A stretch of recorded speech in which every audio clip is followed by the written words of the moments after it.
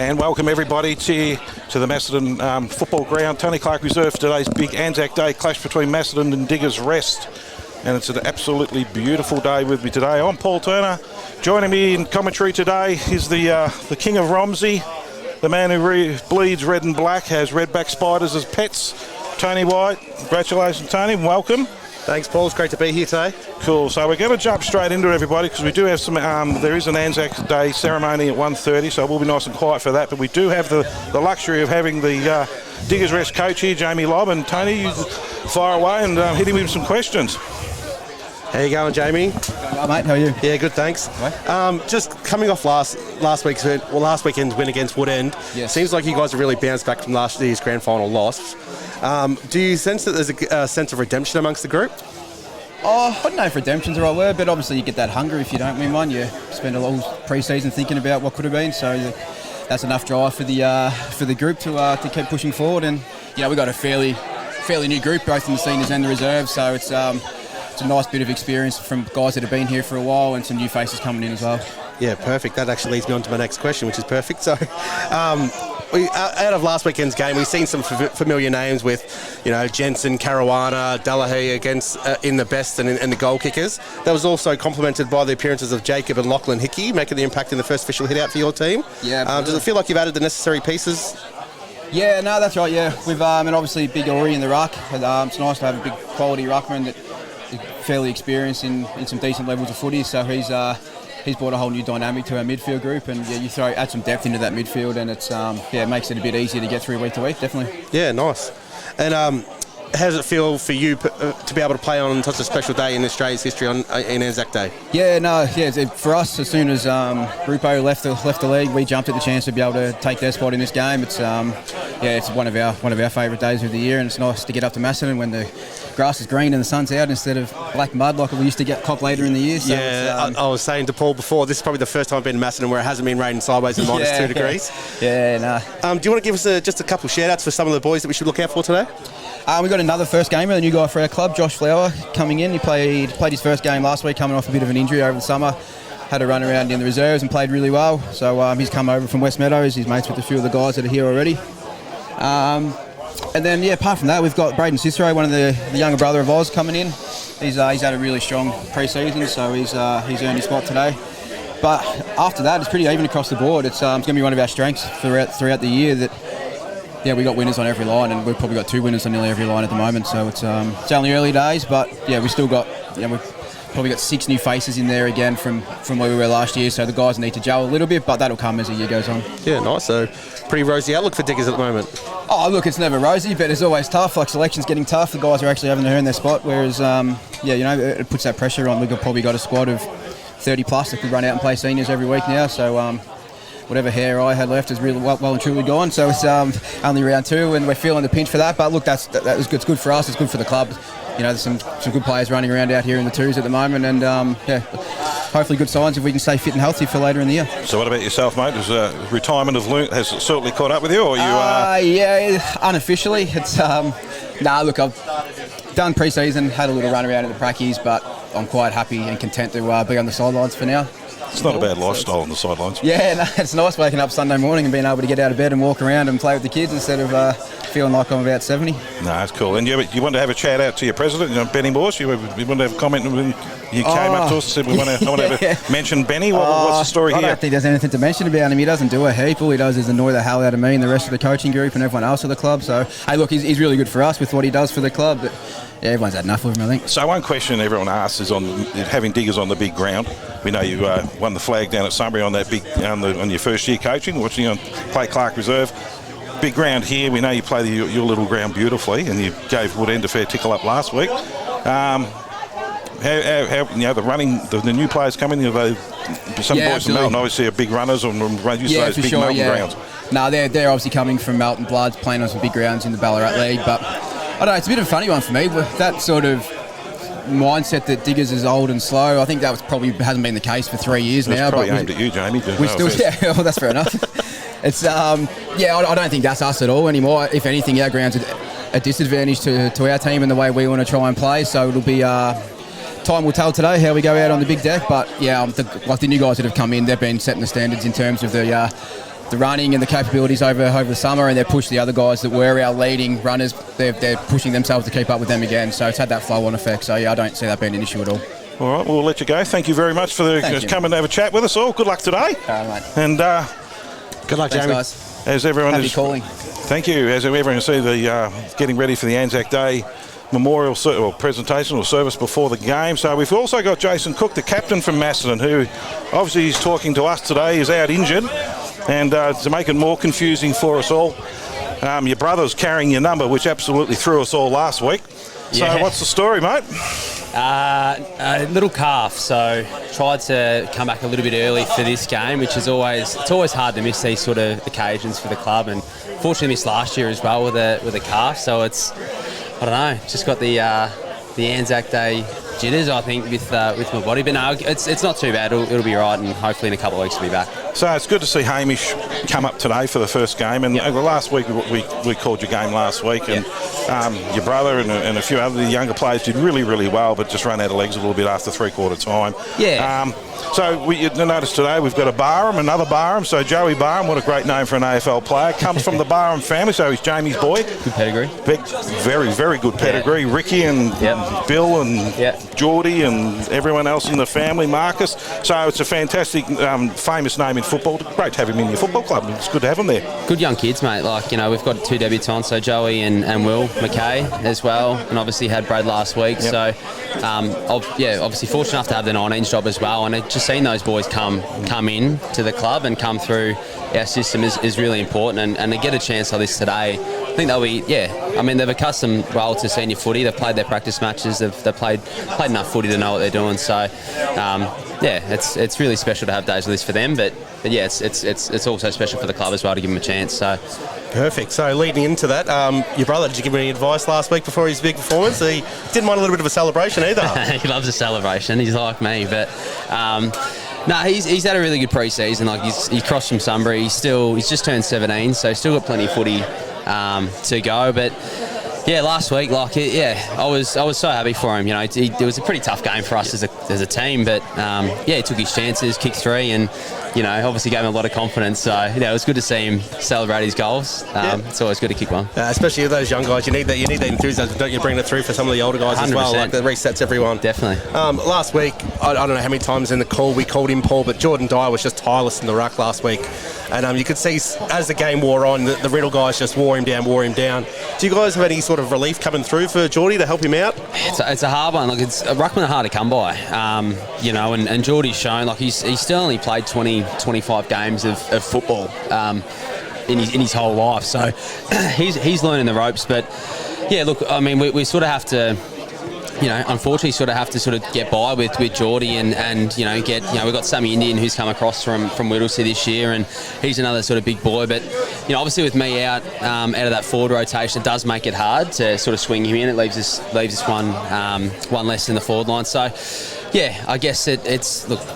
To be honest, we don't have a lot of options in the ruck, but I guess that our team will sort of make do, and our team, look, we've just got to sort of come together and sort of chop Geordie out when he's feeling the pinch. But we've got a couple of boys in here. I think that's shown a bit. Joshy Muir's come across from Sunbury, who has played in the ruck before, so he'll get his chance, and a couple others too. But he does work tirelessly, Geordie, and he's shown it with his ability last year, and he's had a good start this year. So bit of a dogged performer, old Joshy Muir, isn't he, from Sunbury? Yeah, he is, and he's good around the club. Like he's been a captain of senior men for 5, 6, 7 years. So it's helped me as well as captain here at Macedon, and. I think when he gets his chance, he'll cement his spot for sure. Yeah, nice. And you've already touched on a little bit, but just what does it mean to the club, to you, even having your brother today playing on Anzac Day? Oh mate, it's a massive. It's an honour. Like we had the commander speak before to us, and even the 19s this morning, and I think it's.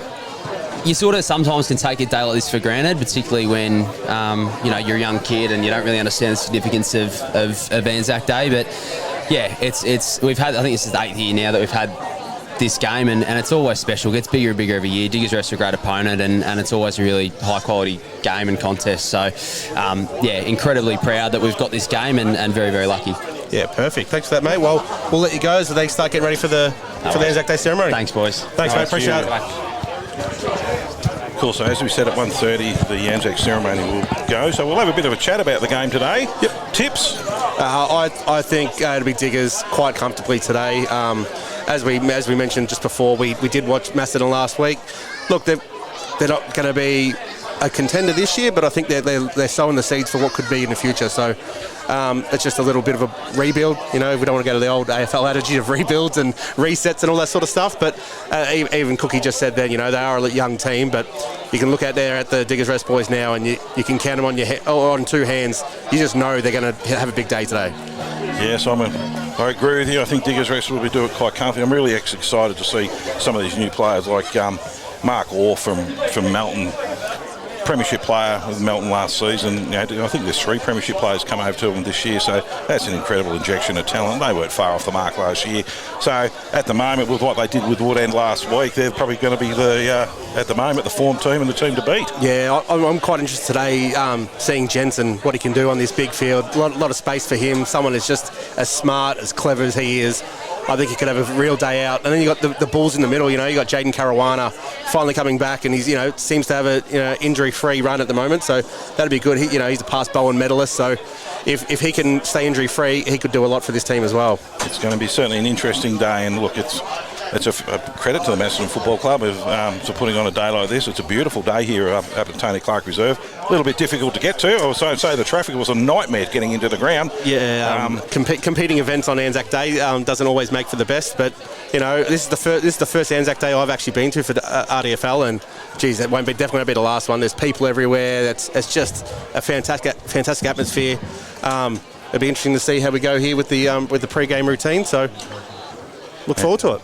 I think we're not too far off the start, and certainly a massive crowd building up, which is, there's no gate today, and some nice cash donations, so a nice gesture from the Macedon Football Club as well. Yeah, it was a struggle to find that car spot, but I got there in the end, so then hopefully that's the last of our wishes we have for today, and it's good to see even the netball girls coming over as well, getting involved in the pre-game. We also got to take that in. That's a huge part of this league as well, is the netball, footy netball league. I think it's a great initiative that Country Footy does, is to amalgamate both sporting clubs, the netball and the football.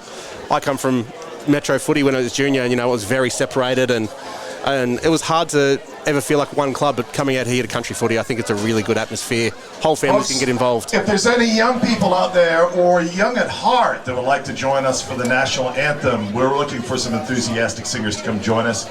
Anybody from any of the local public schools, or hey, if you're a great singer, come on out and join us for the national anthem. Tony, we've heard you can throw out a tune, mate. You can go out there and... It's not a tune that would keep me employed, so I think we'll just leave that alone. What about you, Paul? No, mate, definitely not. A version of Rawhide with a few beers is about the best you're going to get. And the Cats and Deaths making the way out into the ground right now. And the ceremony is about to begin, so we'll go nice and quiet until 2 o'clock, and we'll jump back in, and we'll hopefully call it a fantastic game of football. Can't wait. Thank you.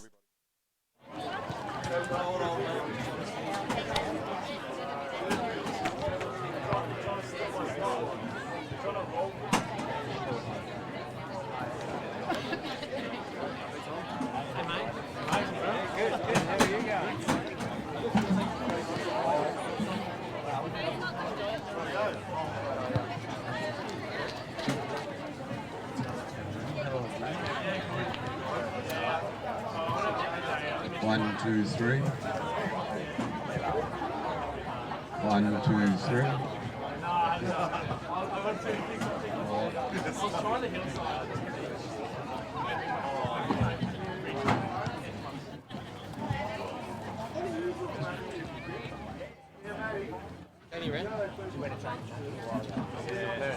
Sounds like home.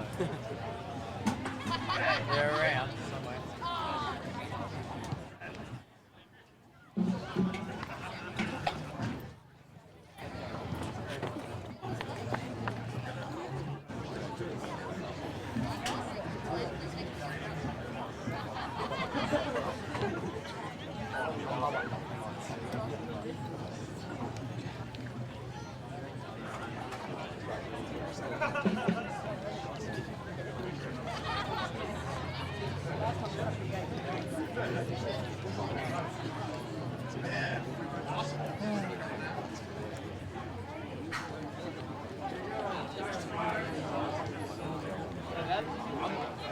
that kept shoving you. Over there, he started like, he almost pushed it over. Was that fun with him? Yeah, it was good. What is she running?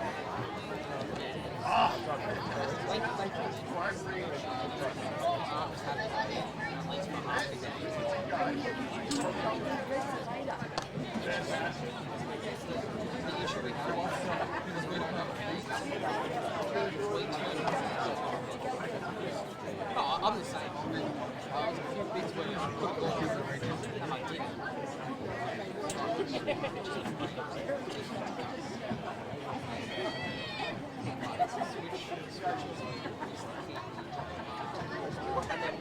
You're already, everyone's already streaming. And then you turn it over.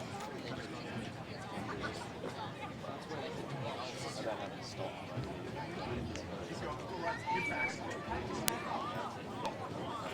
I can say keep walking.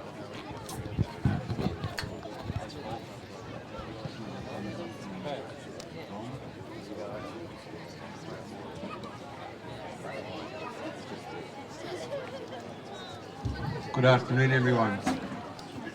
My name is Alan. I've been asked to MC today in my capacity as Vice President of the Wood End RSL and Vice Chair and MC of the Mount Macedon Dawn Service, and also a military veteran. We acknowledge the traditional owners and recognise their continuing connection to land, waters and culture. We pay respect to their elders, past, present and emerging. Today, along with Australians everywhere, we gather to remember those who have served to defend Australia. These commemorative games that you've all came to participate in one way or another are a wonderful initiative and now a great tradition and great weather to enjoy the camaraderie of team sports. Sharing the oval and courts with mates, teammates, and probably some rivalry with opposition mates. It's wonderful to see this day respected and these games supported by so many friends, family, spectators, volunteers and sponsors. And I'll just introduce Melton Football Netball Club President, Mr. Mark Cook, say a few words.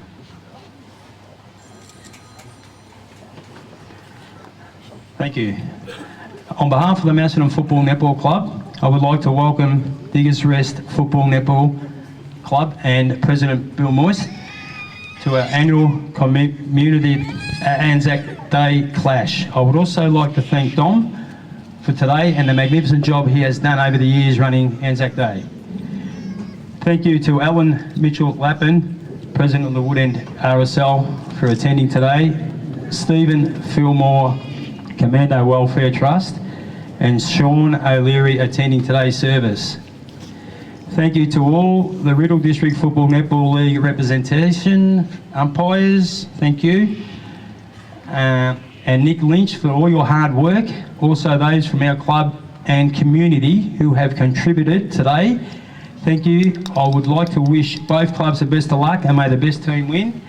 Finally, I would like to say, never in many of our times have we felt this appreciative of our freedom or our democracy. We salute those past and present of whom have defended us of the country we have today. Thank you.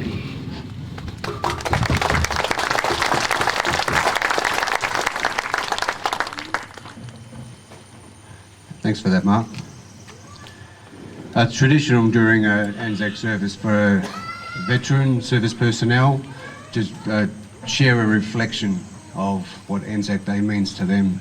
So that's what we'll just go through now. Anzac Day has become a day on which Australians reflect on the sacrifice of everyone that has served our country in war, and to recognise all current and former men and women of our Defence Force. This year particularly, the First Nations soldiers, respected as equals and decorated in wars representing Australia for over 100 years, overseas continuously serve. So even though respected, distinguished in battle for over 100 years, they returned to Australia and weren't able to vote until 1967.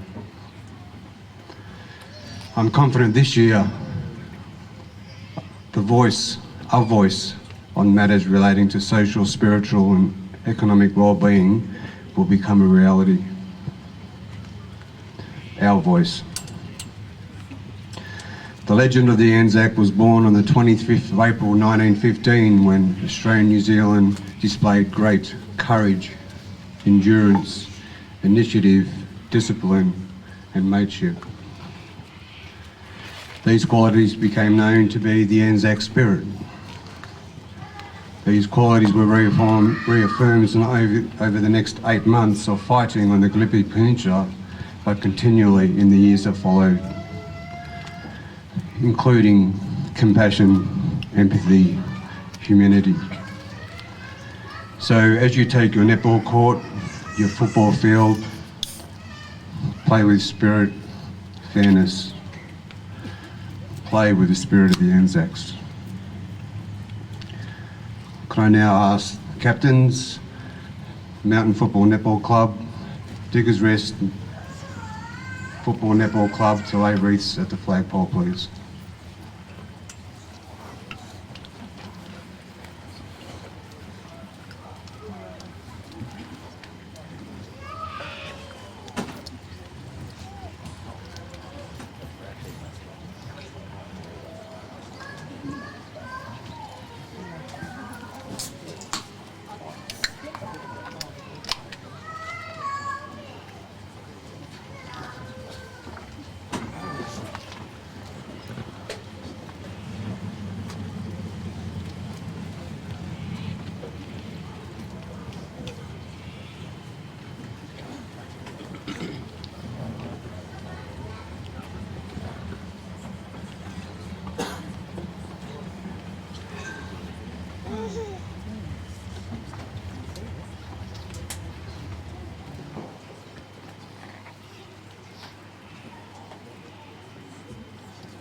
I'll now call on Jamie Heffernan to recite the ode for us all.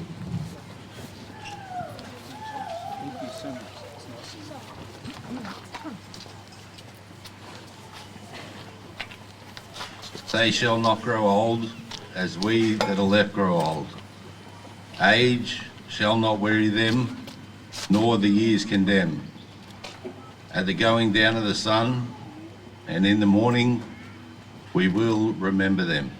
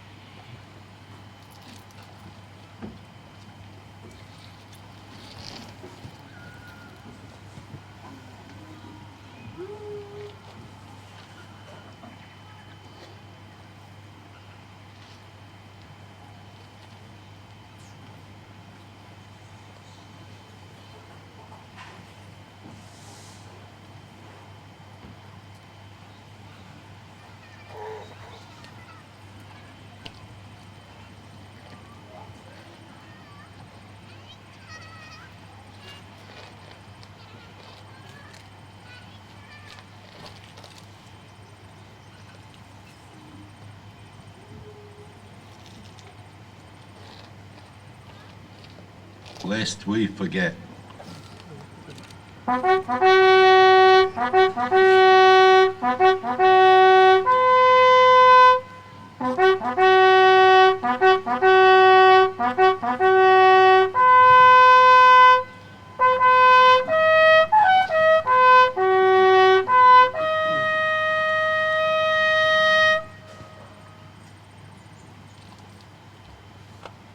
Lest we forget.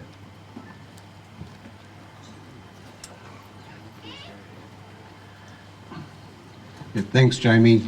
Thanks, Gary.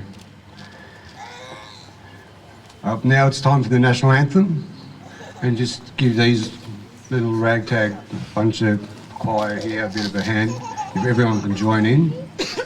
And are you going to do 2 verses or 1? Okay, no worries. So, Macedon Primary School with the national anthem.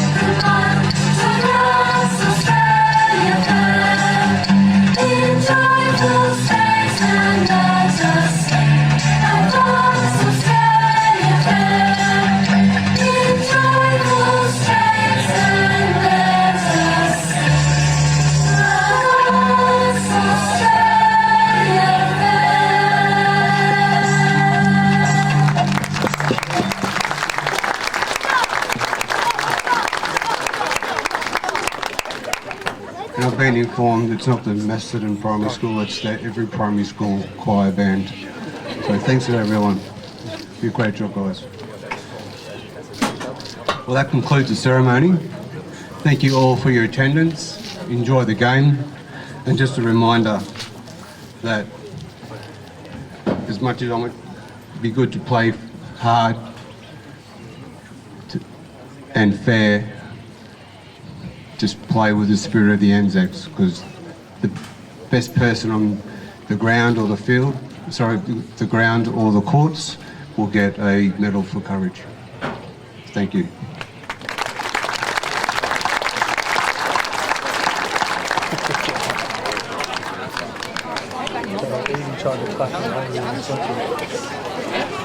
She spilled to the course.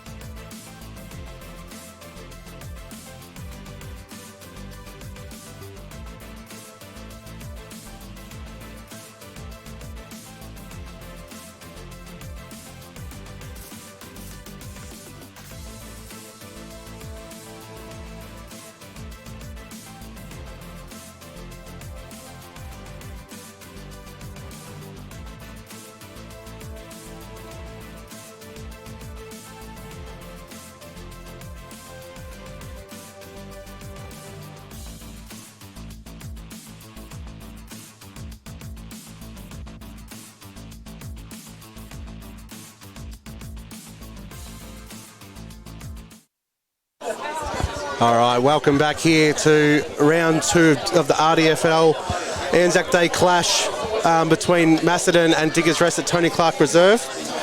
My name's Tony White, and I've got here with Paul Turner with me, where we're commentating today's game. I just want to start off by giving a shout out to the Aura family of Romsey Football Club. Louis Aura Sr. passed away, and we just want to give all our thoughts to Louis, Kerry, Jenna and the family. So our thoughts with you guys, so let us know if you need anything, yeah? Paul, what do you want to say before the first bounce? No, look, what a beautiful day for football. I mean, it is absolutely sensational. 40 years I've coming to the Macedon footy ground having a day like this ever. I don't think this is a rarity. It's absolutely beautiful. Today's umpires, we've got Andrew Harper, Steve, Jon Combs and Harley.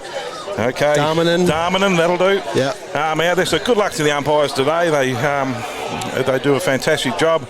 We've got the famous Adam Isley down there patrolling the mountain end of the ground, or left to screen. So we're looking forward to a really good game of football here today. And Paul, what did you take of first game for Macedon, Hamish Govan being the captain today? Yeah, well, that's a lot of faith in a recruit, I tell you. It's, but look, I won't know Hamish from his Gisborne and his Kyneton days. He's a sensational player. It's a fantastic get for the Macedon Football Club to have a player of that ilk. Didn't play last week, still serving out a week suspension. So from his up in North or up in Queensland where he was playing during the summer season. So look, he's a fantastic player. He's going to help this. He'll straighten this team up. And look, I'm really looking forward to actually seeing young Barham play. I know the family very well, and it'd be great to see how well he goes. And it's great to see another Barham come through. So yes, some exciting times. So all the players are starting to make their way and get in position at the moment. As we've said a few times today, Paul, this is a fantastic crowd they got here today. The weather is absolutely perfect for football, and we've just mentioned that there's not many other local games on, so it's actually a huge win here for Macedon Football Club. And it's a huge crowd too. So I mean, there's no Ballarat Bendigo games that we know of. Certainly no Bendigo games today. So all the locals have come up here to have a look at a great day of football, and the Macedon Football Club, and everyone should be really commended for the ceremony before the game. That was really touching and did a fantastic job. So good to see the kids out there singing the national anthem. And Billy Morse and a few of them out there, all representing their clubs. It was a fantastic. That's really well done. Yeah, congratulations to all of them. It was a real touching moment too that the Macedon Football Club has donated the gate as well. It's not a $10 entry fee like it usually is. It was a donation for every single person coming in today. So well done for Macedon for that. So we've got the Cats kicking to the right of your screen or to the township end, and the Borough they're kicking to your left of screen. That's the mountain end. And the umpire's got the ball in the middle of the ground. And Tony, I'm going to let you start this one as you're the expert of kicking it off. So it's all yours, mate. Thanks for that, Paul. So we'll have Geordie Dyer in the ruck up against Mark Orr from Diggers. Let's see if Geordie can keep on his heroics from last week. We had a lot of praise for him last week, but as we heard from Jamie Lobb in the pre-game, it's a big ask. Big ask him to carry it all day on this ground too. There's an extra two Ks minimum he's got to run here today to cover it. Yeah, Jamie Lobb was a big advocate for Mark Orr, so let's see how they go. Siren's gone, ball has gone up in the centre circle. Mark Orr has won the first tap out. Diggers Rest has got the clearance out to the outer wing, picked up or high tackle there to Diggers Rest. And the first clear possession of the game will go to Austin Cesaro. Drives it forward to the half-forward flank. Contested ball on the outer side. Free kick here has been picked out to Diggers Rest again. Matt Webber. So Webber's got the ball on the far wing for the Borough. He brings it in. It's been kicked into the man on the mark, and the Diggers got numbers around the ball for him, and he just belts the ball forward. And it's a foot race out there at the moment, and Jay White was trying hard for the Borough, but the fighting desperately right in front of the scoreboard here. I can see the umpire about to put his hand, cross his arms. He's going to bring the ball back in or throw it up in front of the scoreboard. Well, that was my first sight of Hamish Govan there, and that's exactly why they made him captain there. He was 1-on-4 there, and he pushed that ball 30 metres towards Macedon's end. Umpire with the ball. He just tosses it up or hits it out. He just tries to slap it forward for the Borough, kicking it down to Jaden Karuna. Brings the ball into the middle. He's tried to tap it forward, but the Borough are out here. They've got an opportunity. There's no left foot that from the Borough player, that's for sure, but they've got numbers in front now.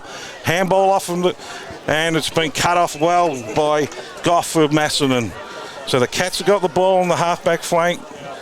Just chops it out. Nice little kick. They're just going to play the short game, be patient. It's just a spare body, but it wasn't a great kick. But it's just going to, oh, it's tackled. He's dropped the ball, but the Borough got the numbers around the football, and it's a shank kick, and it's down to Jensen. Jensen on the big right boot just lines it up, and he has kicked a goal. First goal for the Borough by Mitch Jensen. Well done, Mitch. Good play. That was all from just a turnover and a bit of a sloppy kick from the Cats in the back half-back line. And that was a little bit of a story they had last week too. Yeah, exactly. I've seen very familiar signs there. They wanted to go with the slow play, the methodical play, but then when they do that inside kick, they just weren't quite hitting the target. Diggers had the players on the ground, and we mentioned Mitch Jensen before the game. Well, that's his first. He might be in for a little bit of a bag today, and he kicked that from 50 out, and there's no win to speak of. There is no advantage for any end here. And that's sort of inexcusable there from Macedon to leave a player of Mitch Jensen's calibre out by himself from 30 metres. So ball gets thrown up in the centre circle. Markor again wins the tap out forward. Caruana, big kick forward. Half forward flank, ball's in dispute. Diggers Rest have it on the commentary side wing. Kick forward there by Ben McMahon. Disputed ball. We've got Brody Hoyne in the back, pick it up from Macedon. Off to Smedley. Smedley gives it off. Toby Sims back to Barham, and the ball is out of bounds on the half-forward flank for Diggers Rest. So it's right on the 50-metre mark. Umpire walks in his mandatory 10 metres. And it's thrown up short, so it's going to be whoever's in front. It's a big hit forward, and the ball's just going to make its way back out, and we're going to repeat it all again. And that was Jordan Dwyer who punched that ball forward for the Cats and who works tirelessly in the ruck. Umpire again, come back in. We're just going to repeat the last play. Throws it back in. Burrow in front, and it's down to Lawton. Tried to get a kick away, but there are numbers of the Cats there. This is good play, good strong play, and he's drawn a free kick for himself there, and that was a terrific by Declan Filand. Just going to bring it back down the wing on his left boot, walking it, trying to. Oh, there's a free kick. No, the umpire hasn't paid that one, but there's numbers around the ball, and the big body of the Borough players are coming to a fore here, and that was by Jacob Hickey. A nice kick down to Calvaresi, and he brings the ball back in the middle. But there's three Borough players, but they've picked out a free kick to the Cats, and that's out to Nathan Bridgeland out there. So Bridgeland brings the ball wide. They're trying to drive it back down the middle. Bridgeland gets it back, and he puts it on his right foot, kicks long to the square. There's a bit of a fight, and the umpire's found a free kick, but it's going to go Diggers' way. Yeah, right here on the commentary side wing, we've got Jack Kernan's come off in a lot of pain, holding his left arm here. The ball is in the back line. The Boroughs have kicked it away into the back pocket to Tom Schwarzenberg. Schwarzenberg runs around. Great bit of foot candy he sold there. Heads up to the half-back flank looking for Kroll. Kroll, great mark there. Contested mark. Just too strong. Crowley handballs off. Half-back flank. Reset again. Ball's kicked down to the commentary side wing and trickles out of bounds. Right in front of Tommy Orr. So the umpire here will throw this in. Big Hayden Davis is a big player for the Borough, isn't he? Yeah, big boy. Is. Ball's thrown in. Tap out is won there by Diggers Rest. It's got disputed ball, and ball trickles out again right in front of us here on the commentary side. So right dead smack in front of the social club here. Big Hayden Davis for the Borough going up against Jordan Dwyer. Umpire throws it in. Both players with Davis taps it down in front. Diggers have got numbers there in front of the pack. Oh, good tackle. He's lucky he didn't get played out there, but Jacob Hickey dried the ball over the ground, and that was good play by Hamish Govan to put the pressure on to force another throw in. It's another big boy there, number 21, Chris Lawton for Diggers. There's some big on ballers here. So boundary umpire Monaghan throws the ball deep in. That Jordan Dye wins that straight down to Caruana. Caruana, big kick forward. Mitchie Jensen pushed him out. No, he hasn't been paid. He's been paid the mark instead. He's kicked it down to a one-on-one in the forward line for Mitchie Day. Mitchie Day's tracking the ball. He tracks it inside the line. Oh, he zigzag.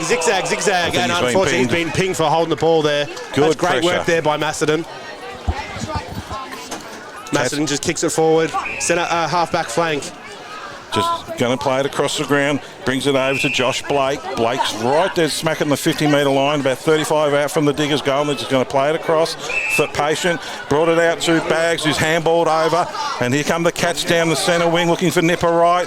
And his second grab is over the boundary line. They're going to throw it up right dead smack in front of us, in front of the social club. Great contest there by Mullen from Diggers Rest to spoil that boy over the line. Umpire Sideshow Bob 3 to throw this ball in. I'm glad you said that. That's the end of your career. Big throw in here Went one down by Mark Orr, but the ball's smothered in there in the contest. Out the back runs Bullis out to Bags. Bags sends it deep inside the forward 50 for Macedon. It's 1-on-2 here. It's worked out well by Burrow though, with Schwarzenberg this way, that way, back out to Krull on the half-back flank. Krull's having a field day across half-back at the moment. He's got plenty of the football, so Krull's got the ball. He's looking inside. He's going to try and be, but plays safe. Just going to drive it back down the line, down the wing, and there's all the players going with great Mark Orr for a big ruckman. Roved that beautifully, and a mongrel torpedo has gone out on the full, and that'll be a free kick to the Cats. You think Mark Orr got confused that he was the ruckman, not the rover then? No, but that was well done. It was did. great foot skills. And Macedon bring the ball in here, chip it down the line, but it's all. What's the umpire done here? Umpire has brought the ball back here, setting the player on his mark.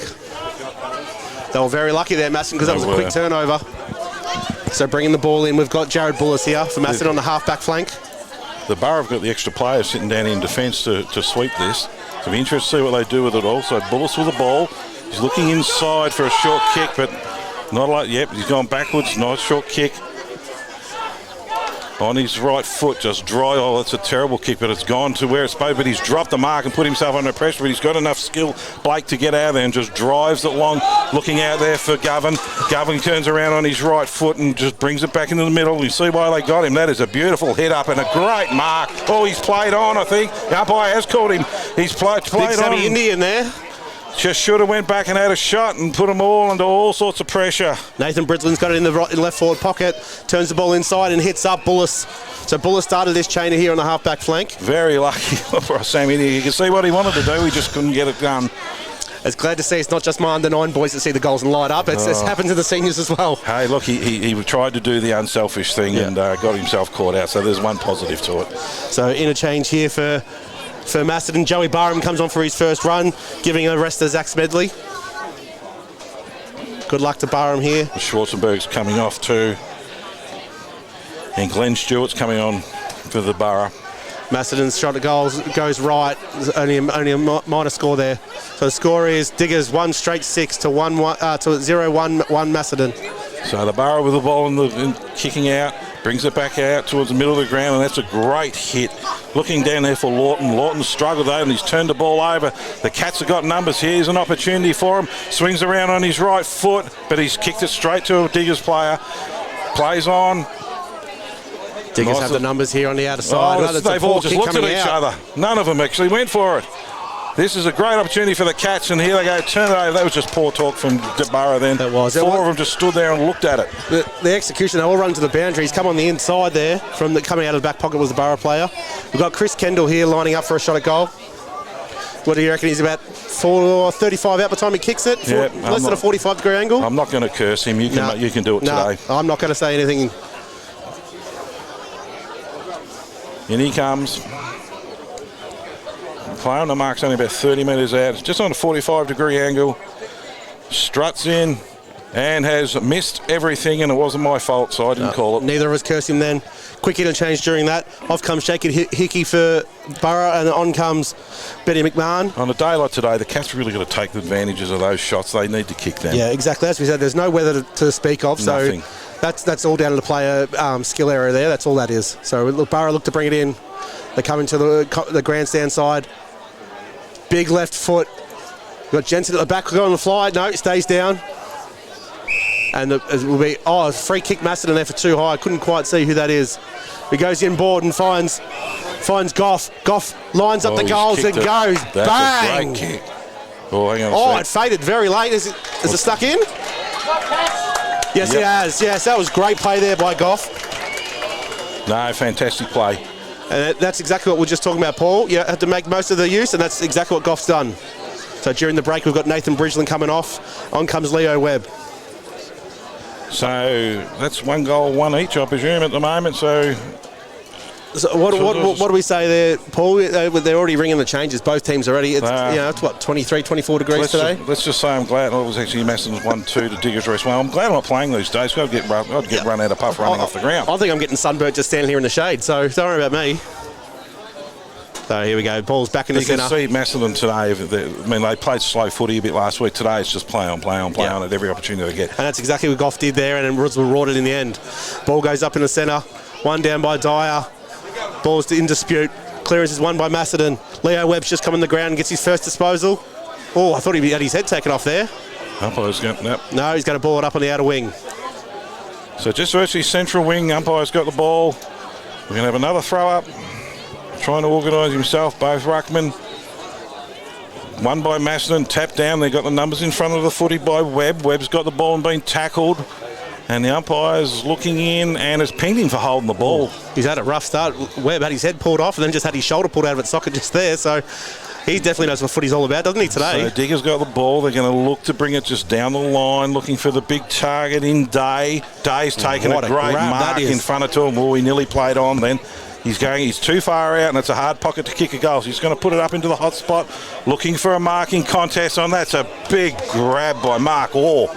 Well, there we go. There's Diggers, 2 massive contested grabs straight away. And while Mark Orr lines up for this shot, Diggers are ringing the changes, 3 on, 3 off. So that's it. He's going in for the boomerang, and he kicks it on his right hand. He's nailed it. That is a fantastic goal. So what a great play. The big players, they're standing up here today. Mark Orr, that was fantastic. On, we've got Tommy Orr.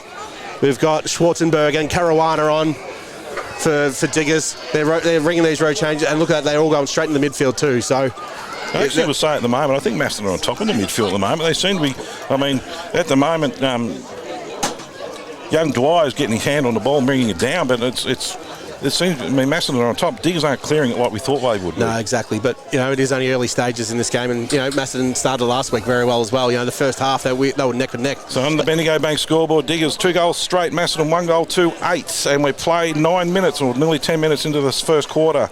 Ball hits the deck. The Cats got the ball again. They got that one out the back sweeping, and he kicks it down, and that was Baggs who brings the ball back in their forward line. But down there is Schwarzenberg, and he just, he doesn't know what to do. And he's got a nice little chip. Good play from the Borough. Sitting there on the half-back flank, scoreboard side. He brings the ball on his left foot over towards the boundary. Nice safe play, and that's down there to Mullen. So Mullen for the Borough's got the ball. They're just playing it wide, using the whole ground. Being very patient with the ball. And there's a bit of run on now, and here they go. They're coming in. They're looking for another long kick, looking for Day again. He pushes out, but no, that's a great mark in there by Goff, who's playing in front. Oh, there could be 50 here. No, umpire hasn't pinged it. Goff's working up and back today. Kicked the first goal for the Macedon Cats before. Oh! Caruana goes up, but unfortunately can't take it down. Ball's in dispute. Caruana goes in again. Handball out. The ball's in dispute here at centre forward here for the Borough. This way, that way. Caruana gets it back again. Jams on his right boot. Who's in front? That's well done by Mark Orr in front. He's going to be a handful down there because they don't have the height to stop him. Bullis isn't tall enough, and Mark Orr's a ruckman resting forward. That's good play, and they've got 3 big talls down there. Going to give them a lot of trouble. That's exactly what any good forward does. They play in front, so they hack kick forward. Mark Orr at best in his struts. And he has kicked his second for the day. Well done, Mark Orr. Well done, Jaden Caruana. Went for the big hanger, but then did the next 10 thing, got back on the ground. So Diggers rest, 3 goals straight, 18. Macedon 1-2-8 on the Bendigo Bank scoreboard, and we're going to 8 minutes left into the in the first quarter. We just mentioned, Paul, again with that stoppage. Macedon are winning the centre clearances, but it's when the ball gets to the outside that Diggers' skill work. That they just chipped it around the outside, and off they went. They're better in the air at the moment, the Borough, and they're putting the ball up for them forward, and it's giving Macedon a lot of problems. Just standing here, you can see the height difference in the 2 lineups. They need Cookie back there urgently, don't they? And having Kernan off at the moment with his elbow injury, that really has upset them. Umpire throws it up. Ball just hits it, going absolutely nowhere. So Davis for the Borough tried to get it out, but it's Nipper right in there fighting for it. And the umpire's going to come back in, and he's going to ball this one up again, right back where they started in the middle of the ground. Take 2. Ball goes up. Ball's one down there by Davis. Kicked forward on the left by Davis. Well, that was a great contest there by Horney at half-back flank for Macedon. Ball's wrapped up, and it'll be the 3rd repeat stoppage here in the centre square. Big Hayden Davis for the Borough, up against Sam Indian. In Borough, he get the ball, slammed on his boot by Mullen. Mullen just kicks it down there looking for Mitch Day. He's got the sticky mitts today, doesn't he? And Ryan Mullen, he started this game on fire as well. He's probably had 4 or 5 disposals that have all hit targets in the forward 50 so far. They're on fire at the moment down with these big forwards. He's lining up. He's pretty confident he can kick this. He's probably about 45 metres out. I'm not sure about the arcs here at Macedon. It's a huge ground. Comes strolling in, spinning the ball. He's confident he can kick it. And so am I, so I've just mozzed him. Coming in for Diggers fourth. Puts it up. He's kicked it narrow. Yeah, I'm sorry, Mitch. I did that to you deliberately. You've missed that one. The Cats play on very, very quickly, and it's come out to That's Kendall. Morris. Morris, is it? Morris with the ball. The Cats are just... They've got to start playing a short game because the height of Diggers and his out to... it's just all falls in his hand, and Hayden Davis again. He's causing a lot of problems, and he shanked the kick and put it out in the full. And Sideshow Bob's put his arms out the side, and it's a free kick to the Cats. So we've got Toby Sims to bring it in off the half-back flank. Well, he's played on. Oh, he's kicked it out in the full. Look, he almost hit Sideshow Bob on the tit then. Oh. Sideshow Bob's getting a lot of work out here. So we've got Tommy Orr to bring it in, half-forward flank. That's a bad turnover by Macedon there, so close to goal. Tommy Orr kicks it in forward. He set it up for the big man again. Unfortunately, it's gone over the back to Mitchy Jensen's given the handball off. Filan's got it for Macedon. Swings it out wide. Dumped after the kick there. It's a free kick to the Cats, and it's going to go downfield to Sam Indian. Indian's got the ball right on the half-back flank for the Cats. Nice, small, short little kick. Out to Govan, who's dropped it. No, it's not Govan. It's Kendall who's dropped the ball on his right foot. He's brought it back in, but it's very lucky that Nipper Wright's standing there. Nipper Wright that kick. Brings it into the middle of the ground. There's a play-on opportunity coming in the middle, but he's ignored the play, and he's... now he's left it a bit late, and he puts him under a bit of pressure, but as the Cats have taken the ball in the middle of the ground, and that was down there to Hoynes. So Hoynes handballed it off over to Goff. Goff kicks wide, looking for a contest out in the middle over the scoreboard. But the Borough's working club, Josh Blake, that is out there. And free kick against Jacob Hickey there. That's a bit too hot. Govan goes into Bullis. Bullis has got the ball, kicks a nice short little hit up, but it's... Ball's been dropped. That's young Barham with the ball there. Over to Nipper Wright. Back to Barham. On his right foot. Brings it around. Ball's in dispute here. Halfback. Ball's kicked out wide, but all standing all alone there. Tommy Hildebrand. Tommy Hildebrand was one in four there, and he was the one that just landed in his lap. He kicks it in forward. Looking for... Is that Cook? Looks like Cook. No, it's Johnston. Dylan Johnston here. Oh, no, it is... Morris. They're in all sorts here. Morris swings around on his left. Oh, he's missed it. He's kept it narrow. That's his fair way out. He came out in the big arc. That was his maximum distance there. 1-3-9 to Diggers Rest. 3-1-19. They're working really hard, the Cats, to get their goals where they just come easily for the Borough. Yeah. So it's Diggers with the ball in defence. They come out to this side of the ground every time. And they bring it up the middle just to make me look bad. So Jacob Hickey's got the ball. Hickey on his right foot. He's going to go across the ground, but there's an opportunity. Govan hits the ball down on the ground and works hard for the Cats. Brings out to Bullis. Bullis has got the ball now. He's looking for an opportunity. He stops, props, and brings it over into the... Oh, that's a great opportunity grab from Cook, but ball was missed. Out come the Borough now. Out down through Tengalia. And the Borough working really tough. That's Braden Cesaro at the back there. We've got some numbers mixed up, so we're having an odd break trying to find them. That's a great kick down to Mark on the outer wing. Brings it back inside. This way, that way. He's in trouble here. Oh, he's been able to work himself out of that. It's great running there, but his handball is terrible inside the middle of the ground. It's another disputed ball. Calvarasi turns the ball over. It's off to Sam Indian. Sam Indian sends it deep. It's 1-on-4 though. Oh, good play. Borough got the numbers back there. Ball's gone over the back. Well, was a free kick being picked down. It's gone to Macedon. No, it's not Cook. Who's it gone to? No, it's gone Declan Filan. Not sure what that was for. Not exactly sure either. That's a bad mistake by Diggers there. They had numbers 4-2 there. There was no need to give away a free kick.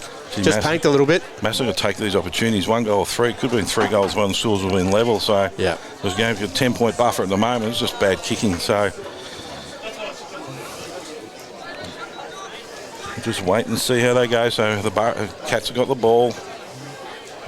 In comes Filan. On his left. Deliberate approach straight in front here. And he's put it straight over the goal umpire's hat. Well done, Declan Filan. That's the second for the Cats. So Macedon, 2 goals, 3. Diggers, 3 goals, 1 here on the Bendigo Bank scoreboard. We've got just nearly 3 minutes left to play in the first quarter. And she's a bit closer than we thought it would be. Yeah, look, Macedon definitely needed that one. As we said, that they're finding their goals hard to come by. 2 on 4 in their attacking 50. That's a great get there for them for that free kick, but it's well done by Declan Filan to go back and not give up, and he put his head over the ball and he's kicked the goal. We just wait for the ball to be transitioned back into the midfield. 2 minutes 50 left to go in this first quarter. 4 points the difference. We've got umpire Andrew Harper in the centre, ready to ball the ball up here. So let's see if the Borough can get a clearance, because they've been quite comfortably beaten in the middle by the Cats at the moment. And then once again, the Cats have got the numbers, but it's a dead contest. The umpire's going to pick a free kick out, and it's going to Macedon, and it's going down there to Morris.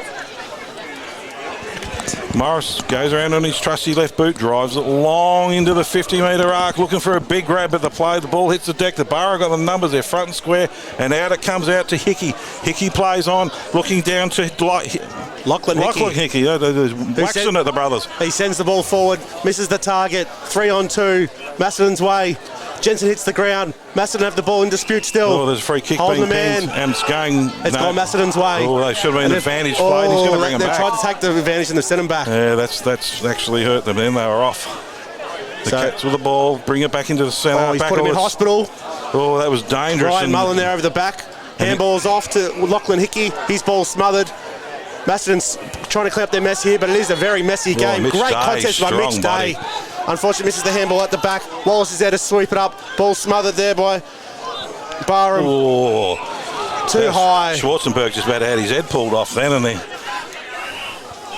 Schwarty goes around on his right foot. Schwarzenberg, he's going to just kick it long, looking for the big target down there in the wall. Oh, he's been pushed out. Umpire didn't see it. Even he's sitting on the ground with his hands in the air. A big man shouldn't go down that easy though. Mark should have held his spot a bit harder there.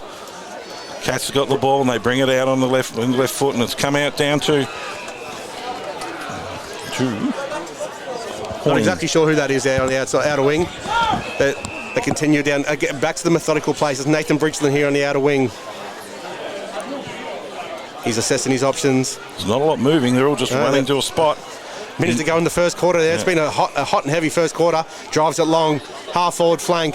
Contest is up just in front of the scoreboard. Ball hits the ground in front. Macedon, Diggers, everyone's just jumping on top of the ball.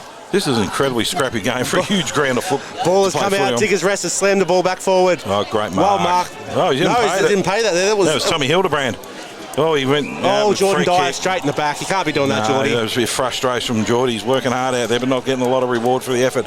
The Borough bring it back in. They've got only 30 seconds to go. They need to get a wriggle on here. You had Caruana out here. He's decided to go more direct route. Jacob Hippie sends it long. Looking for a big grab, and they're going to get it too. Mitchy Day. Well done. What a quarter he's had. That's up his quarter, hasn't it? That's about. We had a shot from there earlier on and didn't make it. Yeah, so went to the narrow side. So he's had a cider. So can he correct himself in this one, Paul? You mozzed him last time. No, I'm not saying anything, mate. I'm just a curse to go forwards, kicking goals. Mitchy Day's a good footballer. I think he'll make up for his mistakes. So I'll mozz him this time. 1-on-1. Here we go. He's going to be kicking after the siren. It's about to go. Only 3 seconds left on the clock.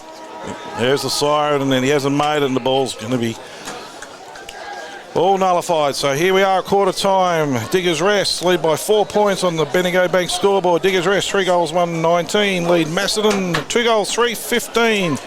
Tone, scrappy first quarter for a big ground on a beautiful day. Yeah, no, we watched a very scrappy game last week with Macedon and Riddle due to the poor weather. We can't use that excuse today. No, it was the only thing we can... Look, let's be honest. The pressure the young Cats are putting on the Borough players is enormous. Yeah. And that's what they have to do, because if they start trying to open the game up, they're too experienced and too big, the Borough. So, good on. Maybe that's a bit of ploy that Alistair's put into it. Keep the pressure on. We know forward pressure's everything, but their pressure around the footy, their gang tackling, they're going well. They've got to try and keep it up for 4 quarters on young leagues, and that's a real difficult thing to do. And we did say that, if we were rich and fancy like Foxwood, we would have all the pressure ratings. But Macedon has been through the roof. But when their pressure did break down and Diggers were out to get out, you're seeing the big men really stand up tall, didn't you? So it is only 1 quarter out of 4. Let's see how long they can hold for. But for the sake of us watching the game and calling the game, I hope it stays up for a little bit longer, Paul. It does, but it's hard to call when they're all scrapping all over the place. It's a lot nicer when it's open. At least if it was scrappy, they can bring it on this side so we can see who it is. Well, it is. I'll be honest with you, the older you get, that's a fair way to see way over there. Yeah, I've got my prescription glasses on. It's still not helping me. So No, overall, I think Macedon would be relatively happy with that. You know, if they had have taken the most of their opportunities, they'd go in with a quarter-time lead. They did, and they would have actually too. They had a fair bit of forward. They mucked around with it a little bit. They're trying to be a bit cute with their shots, but they have to be because they start bombing up in the air. They're just too big. Yeah. The Diggers players. So, you know, good game of footy. We expected a little bit more open game. I thought Diggers might have been a bit further ahead at quarter time, but the Cats, full credit to them, they're going well. It'd be interesting to see what Lobby goes in now and gives the Diggers boys a bit of a rev up, because they've got to do some work in the middle, because the Cats are actually, even though Orr's not, you know, he's 50-50, the ball's just coming down to a nothing contest, but the Cats seem to be clearing it. The Burrows are not setting up back behind the footy. They're wanting to play in front of the footy. They want to play behind the ball all the time and come through the pack. But I have been watching the centre circle pretty closely, and it seems like Macedon were aware of last week with Geordie Dye dropping the ball at their feet. Yep. They're actually starting in front of their player, so they're the first to the drop there. We commented last week because he's a right-handed ruckman. He was coming in on the angle and bringing the ball straight down to his feet, and there was no one there. Yep. Today they've addressed that. They're getting the ball out of the centre a bit more, which is really good. I would have thought the experienced midfielders from Diggers would have picked that up too, though. You know, if the ball's constantly dropping at the feet, the best place to be is in front. We saw it in the forward line. Mark Orr stood in front and the ball's landing in his lap. Midfielders aren't picking that up yet. No one Lobby. I'm sure he'll be addressing it. In a nice, cool, calm, collected way. It is only quarter time, but well, the modern day coaches, they're very loving, cuddly coaches these days. Yes. The days of fire and brimstone are well and truly gone, unfortunately. Yeah, it's been a long time since we've seen a good local bake, hasn't it? It has. And just for everyone else, of the reserves, 2 Diggers won the reserves. We don't have the scores in front of us, but it wasn't by a huge margin. The game was all tied up at half time, 32 apiece. But unfortunately, for exactly what we seen last week with the senior side, the young Macedon legs just couldn't quite hold on, and Diggers kicked away. I think it was 4 or 5 goals in the end. Today will be interesting on a dry track. Let's just see how long these kids can hang on for. I mean, after halfway through the third quarter last week, the door it opened up for Riddle. Do we expect that to happen today with young players? It's going to be tough. Kernan doesn't look well. I think he's done for the day. He's got his elbow in ice there, and to take, no Jason Cook, no Kernan now, that's a big hole in their forward line, because the ball's come down. They've needed that presence down there sometimes and hasn't been able to. It's left a lot of the responsibility on Sammy Indian here, who Sammy Indian's been the hit up lead, but then he turns around and there's no one there to kick to because Jack Kernan's off. So. Yeah. When he did come off right in front of us, he looked in a hell of a lot of pain too. So I'm not actually sure what it was, but he's not even getting involved in the content or in the discussions at quarter time. So that to me says his day's done. Yeah, usually once the ice comes out, that's pretty much done for the day, isn't it? So. Or a magic injection in local football. Yeah, we don't have that. No magic spray day. Well. No, I haven't seen it brought out. Last week they didn't need it because it was just hold their hand out in the cold weather and they froze them all. So. Today they'll be looking for a bit of magic spray, but it'll be. Look, this is a really good game of footy and huge crowd. I mean, there's good numbers everywhere. As you can see out in front of you now, there's good numbers around all the huddles, and out in the grandstand here, it's absolutely chock-a-block. So it's a footy club be making a nice little profit. As a young junior coach myself, I love seeing these little kids out here too, kicking the footy. They're all just working as hard as they can. They all want to be the next Mitch Jensen, the next Hamish Govan. They all want to be these guys. They look up to them like heroes, like superheroes. So next Tony White. No. If you ever seen me play, you would understand that no one ever wants to be the next Tony White. So I didn't ever want to be the first Tony White, let alone be the next one. So it's just great to see the community gets around these days, and everyone comes out as a family. It's a really good atmosphere to be part of. So we all know to ride a screen here at Macedon. It's in front of the grandstand, and when you're in front of the grandstand, it tends to be the end you like kicking goals from. In every ground in the league. This quarter, what's your predictions? Well, if Riddle can tidy up that work in the centre... I'll put you up there. Diggers Rest. Yeah, sorry. Yes. We had Melton Footy Club earlier on the day as well. Sorry. If Diggers can tidy up their work in the midfield, I think the firepower we've seen in that first quarter forward, that if they get enough entries, this could be a real blowout. But it's an absolute headache for poor Alistair. I mean, the defenders down there are doing a mighty job, but they just bombing it in. It's either or it's Day, or it's just coming in that quick, and they're so big. You can see the difference. Macedon are very lowering their eyes, trying to find that smaller target, whereas Diggers are quite happy if they're balls in a contest, kick it up in the air because they're big boys. They're showing they know how to protect the ball drop, and one-on-one they're just stronger than their opponent. And Orr's been fantastic. I mean, he's taken the centre hit out, and then he's working way forward and this just is creating an extra tall down there for him to worry about. This is one of the things we spoke about with Cookie before the game. You know, with Cookie being out, Sammy Indian was planned to be the relief ruckman. With no Cookie, now no Jack Kernan. Yeah. Sammy Hildebrand's Sammy Indian, is the one out forward option. So poor Geordie Dyer, he's got a long way to go again. And you look at Hayden Davis, the height of him for the backup ruckman or main ruckman, whichever one he is. He's a giant, and we've seen him on the ground too. He can get the ball on the ground, and also what they've both done, what both Davis and Orr have done, they've taken Dyer deep. Absolutely, and look, it's in a monster ground for one ruckman to work. I don't know who's going to run the 4 quarters here, and he ran out of legs last week on the Riddle ground, which is a lot smaller. So, and as Cookie said this morning, this is his 25th, 26th game of football in his life. Yeah, so it's all new to him. It looks like these experienced ruckmen have got hold of that and said, all right, let's take the young boy down forward and let's see how good he is. So as we get ready for the second quarter, Macedon 2-3-15, Diggers Rest 3-1-19. And we'll let the King of Romsey take it away. Tone, it's all yours, mate. Thanks, Paul. We're just waiting for the last of the crowd to remove themselves from the ground. There's the siren. See that fine performance in the twos. Andrew Harper throws the ball up high. Geordie Dyer wins that tap out at the back. Diggers Rest taking this first centre clearance. Exactly well done there. Glenn Stewart on the outer wing. Handball's up. Still a disputed ball. Very scrappy there on the outer wing. Free kick's been picked out here. Macedon kicked the forward on the right centre wing. Turnover. That was Kendall out there, so the Cats have got a free kick by the look of it.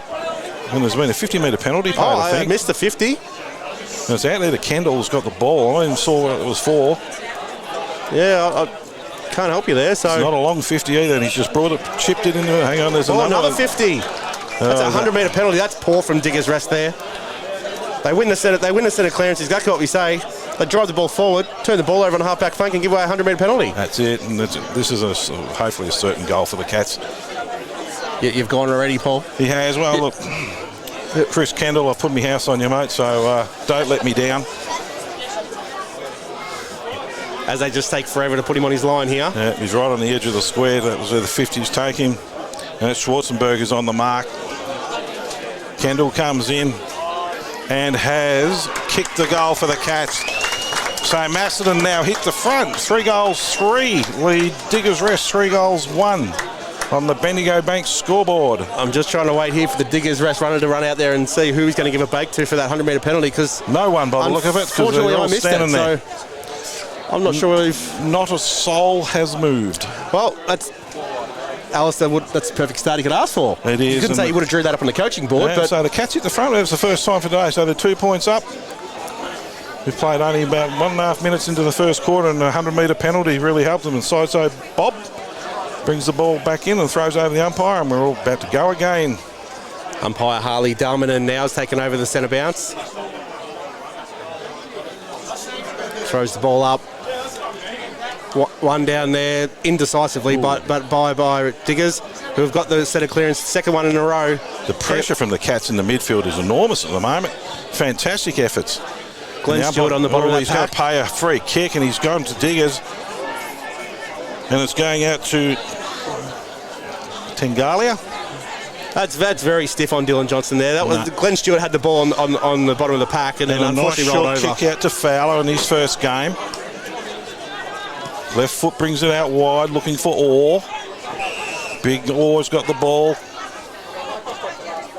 Centre wing, playing a short, patient game. Numbers are there. The ball's hit the deck. The Cats are going to clear the ball, but it's going to be pushed out of bounds, and it's carried over by Mullen right in front of the Diggers Rest coaching box. So we've already seen it again. Orr's taken the ruck and drifted forward. So let's see if Geordie Dyer can hold up with him in this quarter. Umpire just throws her in. Out to Orr's got the front position, taps it over the back. That's a set play if I've seen one today. The Borough got the numbers there, but always the rough tackle. It's a free kick down to the Cats. Nathan Bridgeson there had to face the oncoming traffic. Done very well. That was a very courageous act. It's half back looking for his options. No one's really moving. There's not a lot happening in height-wise for him. He's kicked it out towards Johnston and Filan. Johnston's got the ball. Johnston halfback. Again, there's not a lot of movement here from Macedon. No, they're just kicking to packs now, and the Oars sitting down the line here waiting for an easy one. And it's gone. Good grab, big grab by the all bar. that time. That time at Diggers Rest, it is Chris Lawton, who is another big unit too. So Lawton takes off on his right foot, kicks it down long, looking for Dave, but the Cats have got the numbers there, sitting down there with Hildebrand, who's working hard, and they just push the ball out, and they're going to throw it back in front of the coach's box for Diggers Rest. There was Markle's opponent, Geordie Dyer, sitting down there. So Macedon by 2 points here, and we've played nearly 4 minutes into the first quarter. Geordie Dyer not taking the throw in. He's decided to go in defence, help out. There's a free kick holding the man. And that's out to Fowler. He's got the ball on his left foot. He's just going to put it up. Oh, that was nearly 50 coming in from the side there. Ball's up high, and the Borough got numbers on the ground here, and it's down to Jensen, who's working really hard, but picked up by the Cats, and it's been popped out. Over onto Kroll. Well, Chris Lawton on the left foot. I think he's nailed that. Great goal. That's a goal out of nowhere, wasn't it? Absolutely out of nothing that came from. Chris Lawton, well done. Chris Lawton was the one that took the mark here right in front of us on centre wing here on the commentary side. He's pushed over with the contest, kicked the ball from the forward pocket on the outer side. That's great. That's great work right there. So that brings Diggers Rest back in front. 4 goals, 125 to Macedon. 3 goals, 321. We've got a great game here. 4 points on the Bendigo Bank scoreboard. Diggers Rest are leading the Cats. Umpire's got the ball. Just throws it up in the middle. Or against Dyer. Ball hits the deck, and the Cats are clearing the ball quite well out of there. That was Johnson who's working really hard. Dyer with the ball now. Pops it out the back, and he's just a late hit on him, but there's a chase out in the wing. The ball's just hit down on the ground now. They're fighting for it. Cats have got the numbers. Pops it over the top. He's looking down for Govan. Govan just a little short kick, looking out for Sam Indian. But the Borough got the numbers, and it gets cleared out by Schwarzenberg. Schwarzenberg kicks it out long to Fowler. Fowler's going back to Schwarzenberg, and they just kick it back down the line, looking for a contest. Diggers have got the numbers. They just tap the ball in the middle of the ground, but the Cats are in there fighting, and I think the umpire's going to ball it up. That was another great contest by Bridgeland there again facing the oncoming traffic. Just stands there and takes the ball. Really surprised me though is Tommy Schwarzenberg. He's had a fair bit of the foot. He's run off halfbacks enormous. And he's made it a lot easier with his bleach blonde hair. We can actually see him and spot him out. Yeah, absolutely. Ball's thrown up on the outer wing. One there by with the boot out of the... He's kicked that 60 metres out of the air. Jordan Dyer's received the ball, and he's tackled from behind. Holding the ball. They've played on. They've taken the advantage. Has he paid the advantage? No, he hasn't. Very lucky there for Mitch Jensen, who missed the sitter. Came from behind him. He just didn't see. He did all the right things, and he just got pinged at the end. Unfortunately, you don't have that long to just do what you need to do, is it? So we've got Crowley here, still lining up for his first goal of the game. A player of his experience should nail this. I've just mozzed him. But it was great pressure here from Crowley. Was out of the contest, off 3 steps, and has gone bang. Well done there to Crowley. Unlucky there for Dyer. You know, he's trying to do his thing. He's trying to get back in defence, help his defenders out. Yeah, just look, not aware, no talk, the normal issues that happen when that sort of occurs. So that puts Diggers Rest 5 goals, 131. Macedon 3 goals, 321. And we've played nearly 6 minutes into the second quarter on the Bendigo Bank scoreboard. I think Lobby will be a little bit happy with the last 5 minutes that we've seen. So it's a little bit more Diggers-like. Yeah. Again, out of the 3 centre clearances, they've won 2, and the third one was really nullified there. So in the middle of the ground, young Dylan Johnson's off the ground at the moment. He's been terrific for them in the middle. He's done some really good work in there. So they've done quite well, but they're just some of the height for Diggers is starting to show up a little bit now. Dylan Johnson's there, threw us off with his jumper change, so we couldn't find him for a while, but we've got who he is. So ball's back in the centre, ready to be thrown up here. Umpire Darmanin. Mark Orr versus Jordan Dyer. Ball goes up. Jordan Dyer wins that one down. Caruana's over the ball. It's a big pack. Ball's spilling around, bobbling around. Still just bobbling around. Umpire's let it go for a long time. Eventually just calls it to a stop and will ball it up about 3 metres from where it started. So Brady Horn, he was ducking there trying to get an easy one then, but I think the umpire's a bit of a wake to his little tactic. Yeah. Umpire throws, was just thrown out to the Diggers player, and it comes down to Moorham kicks the ball out wide, but Diggers have got the numbers out there through Hickey. Hickey on his left foot brings it out wide, looking there for Mullen. Mullen's got the ball in front of him. He's working it in front. There's a lot of pressure on him, though, and the ball runs out of bounds, forward pocket, over in the basketball flank near the scoreboard. That's probably the best the Diggers could have hoped for there. That was 3 on 5 there. That again, so Macedon are pushing back in numbers, but I don't know if their numbers are actually being that effective at the moment. No, not at all. Ball is thrown in, one down by Dyer in the half-back flank. Umpire has called for a free kick, going Macedon's way. And it is Hoyne. Ticks it out wide. To Aaron Moorham. Moorham, long kick down the wing. This is more what they're looking for, and that's a great Sam That's a great Indian, contested mark there. No. It was a young Webb, I think. Young Webb's taking that on the ruckman, Mark Orr. And he plays on. He's giving the handball back to Moorham. 1-2. Back to Leo Webb. Webb's looking right on the left foot. Kicks it high. It's only gone about 35 metres out. Jacob Hickey's running underneath that ball there. It's caught a little bit of chaos. Diggers rest. Work it through hands. Brings it outside wide. Out to the outer wing as Mark's taken on the outer wing there by Diggers rest. They're out now. Nice little kick down into looking for Fowler, who's playing quite a good game. So Fowler just does a mongrel punt out to David. It's been chopped off by Goff for the Cats. Goff just kicks it out towards the scoreboard. It's gone very wide out looking for Webb. Webb's got the ball back. They're going to run it back down through Govan. Govan just kicks it low and long and straight to the chest of one of the Diggers players. So Diggers peels around on his right foot, looking towards the centre of the ground. They tried to go for the chest mark, and Webber dropped the ball, but the ball's been picked up by the Cats. They drive it deep, but it's absolutely to no one, and it's down there to Galia. I hope we got that right. And he kicks it out right in front of us out here into the broadcast side. Calcavesi out to Orr. Orr's got the ball, kicks it long, looking for a big mark down forward, and they're just wrestling going on, but the Cats have got the numbers, and he just handballs it out. He wants to be careful he doesn't get pinged here. And the umpire's going to throw it in front of the Diggers Rest coaching box. Yeah, so Jensen there had the run of the ball, but instead of going for the footy, he's gone for a little bit of body contact there. So not exactly sure what's going on with Jensen, but ball's thrown in here. Sideshow Bob, that's a big horse he's given that one. Diggers Rest have smashed it towards their forward line, but it's all Macedon who trickle the ball out. Leo Webb's just racking up at the moment. Filan kicks the ball, jams on the boot, looking for Moorham. Ball's 1-on-2 versus Moorham. Best thing Moorham can hope for is ball goes out. It's kept in by Schwarzenberg. Handballs into Tommy Orr. Short down the line. That's off to Matt Webber.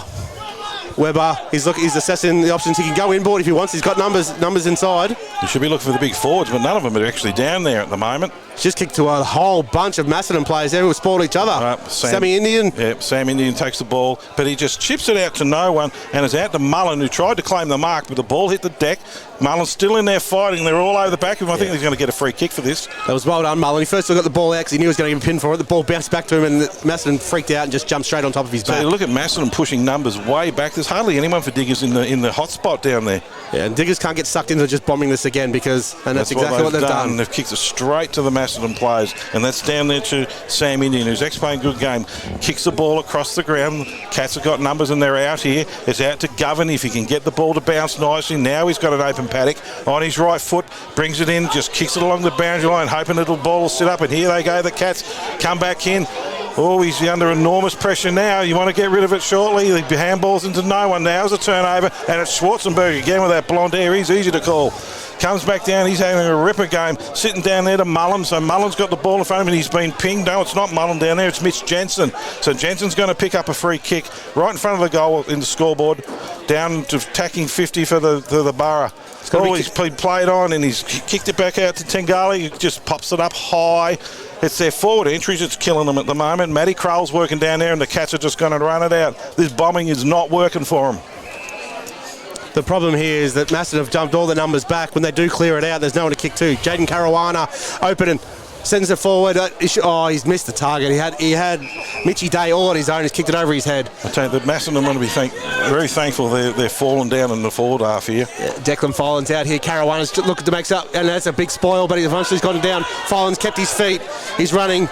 Taking bounces, but there's no one to kick to because they're all in defence behind him. He swings the ball inside to Dylan Johnson there. Smart there by Filan. There was no one to kick to. Hold it up.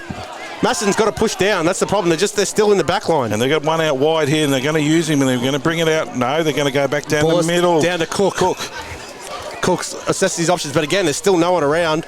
He's kicked it over the top. Oh, they're over the top of Webb's head there. Butchering as the forwards. And it's down to Cicero, who's got the ball, brings it out wide. They didn't hear to Caruana. He's going to bring it out short to Orr. Orr's played a really good game for him. He's been really effective. So Orr right on centre wings, looking inboard. He's picked out a target, and then the Borough got the numbers in there, and they play it on out by hand. Out to Kroll. Kroll kicks it long, and that's a great hit up. Now they've got an opportunity out here, and that's through Kalkavesi. Ball's kicking long, and they've got an opportunity here, and he's been taken off the ball. That could be nearly a free kick. The umpire has, and he's picked the free kick for the chop of arms. And this is going to be a shot for goal by Jensen, and we all know how good a kicker he is. Yeah, Jensen's got to be careful though. That's the second contest he's gone to in a row where he's gone to ground and has abused the umpire something shockingly. You know, he is the captain. He can't be doing that. You know, the umpires, if you get them on your bad side, the last thing you want as a forward is the umpire not to pay you anything. So I think he just needs to calm down a little bit. Maybe Lobby should throw him on the ball, get him away from the heavy, close checking he's getting it forward. But a player whose class should nail this.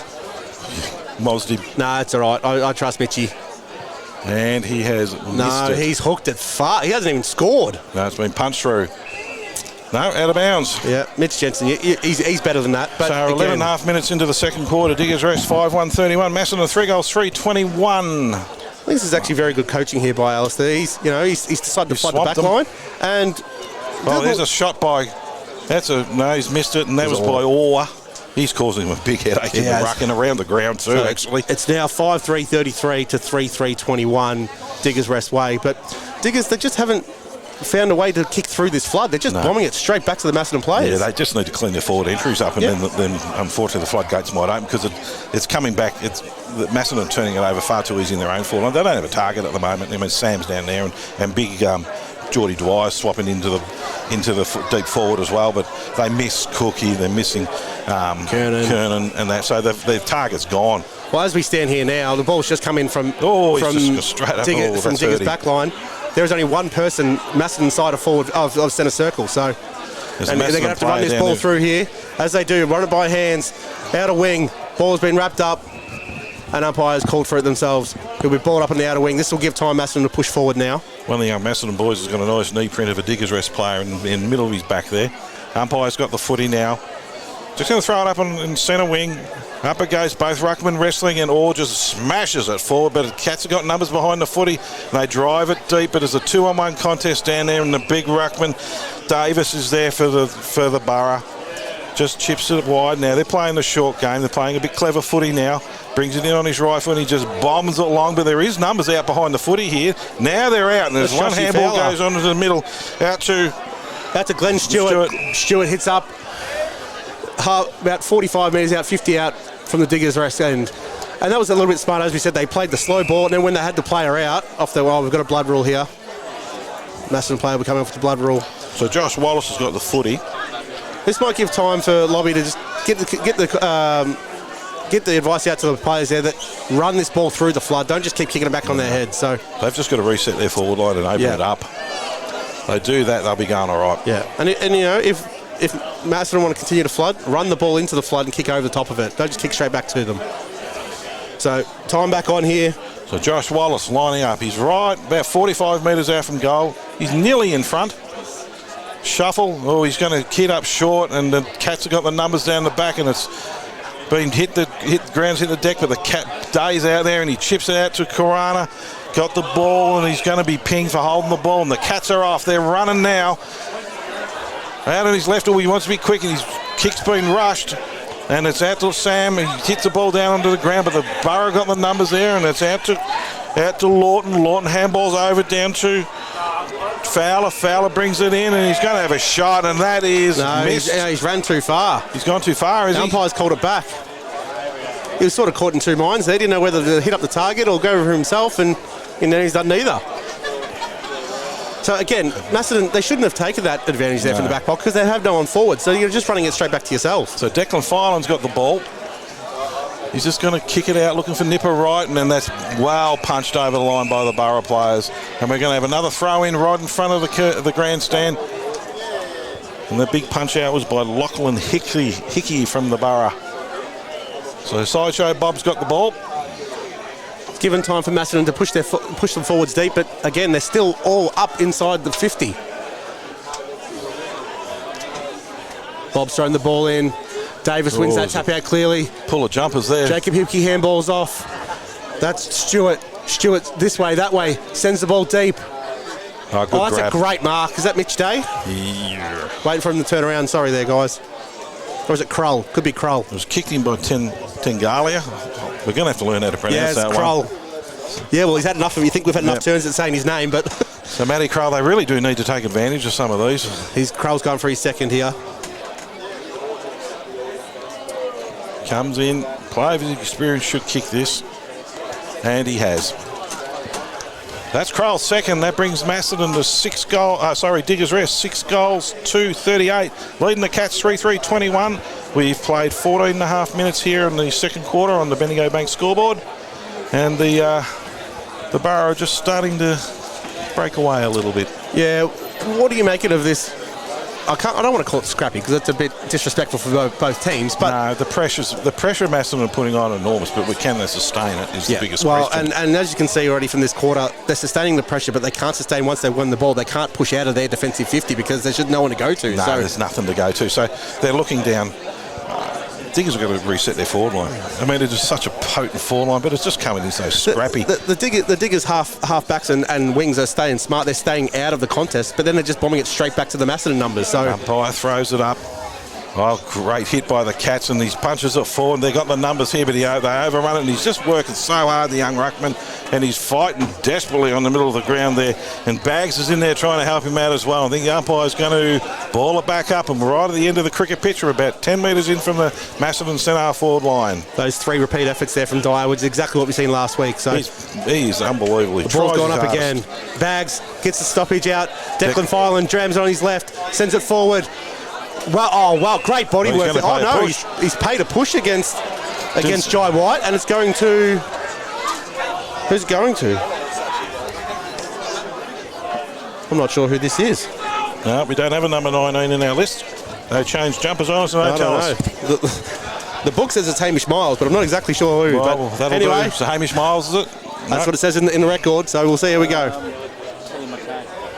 Oh, Willem. No, of course, it's down the bottom here. Willem McKay. We got him in the list, and he has missed it to the left. Good play by the young fella. It's his first game too. As you can tell too, he doesn't look like he can shave yet, so the Borough bring it in. There's no one on the mark. He's going to kick long down the wing looking for a mark. Looking for Davis here. And Davis has taken it. But no, they've picked a free kick out to the Cats. And that's what I said before. It's against Jensen. He's frustration here. It's going to young Barham. And the umpire is 50. Yes, the Barham's got a bit of fire in him, young Barham. Mitchy Jensen just going off his rocker at the umpire here. He really needs to calm down. They've already given 100 metres away today. 3 Diggers players are expressing their views. I don't think they like that one. I think the Macedon player's gone over to congratulate the umpire's decision there. So we've got young Barham here having a crack at his first goal. Well, the pedigree's very good, so he should kick it. Soak up the limelight, young fella. Dad Jamie was a good kick. 25 out, straight in front. On he goes. He's kicked that beautifully, and he's given it a bit to the crowd too. That's his first goal in senior footy. Well done, Congratulations, Joey. mate. Well done. He's tensed the muscles and everything. Where is it? Well done, young Joey Barham. That's a league footballer's name, Joe Barham, isn't it? I think we might call that a few times. Yeah, he's going to be a player of the future for the club. He's good height, good athleticism, good pedigree. If there's a racehorse, he'd be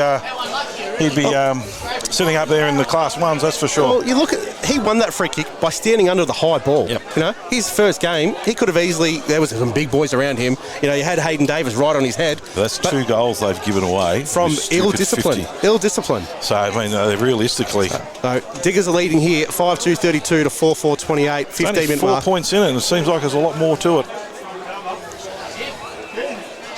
Lobby's done exactly what I suggested he should have done about 15 minutes ago, and Chuck Jensen on the ball, try and break that tag that he had as the lone out forward here.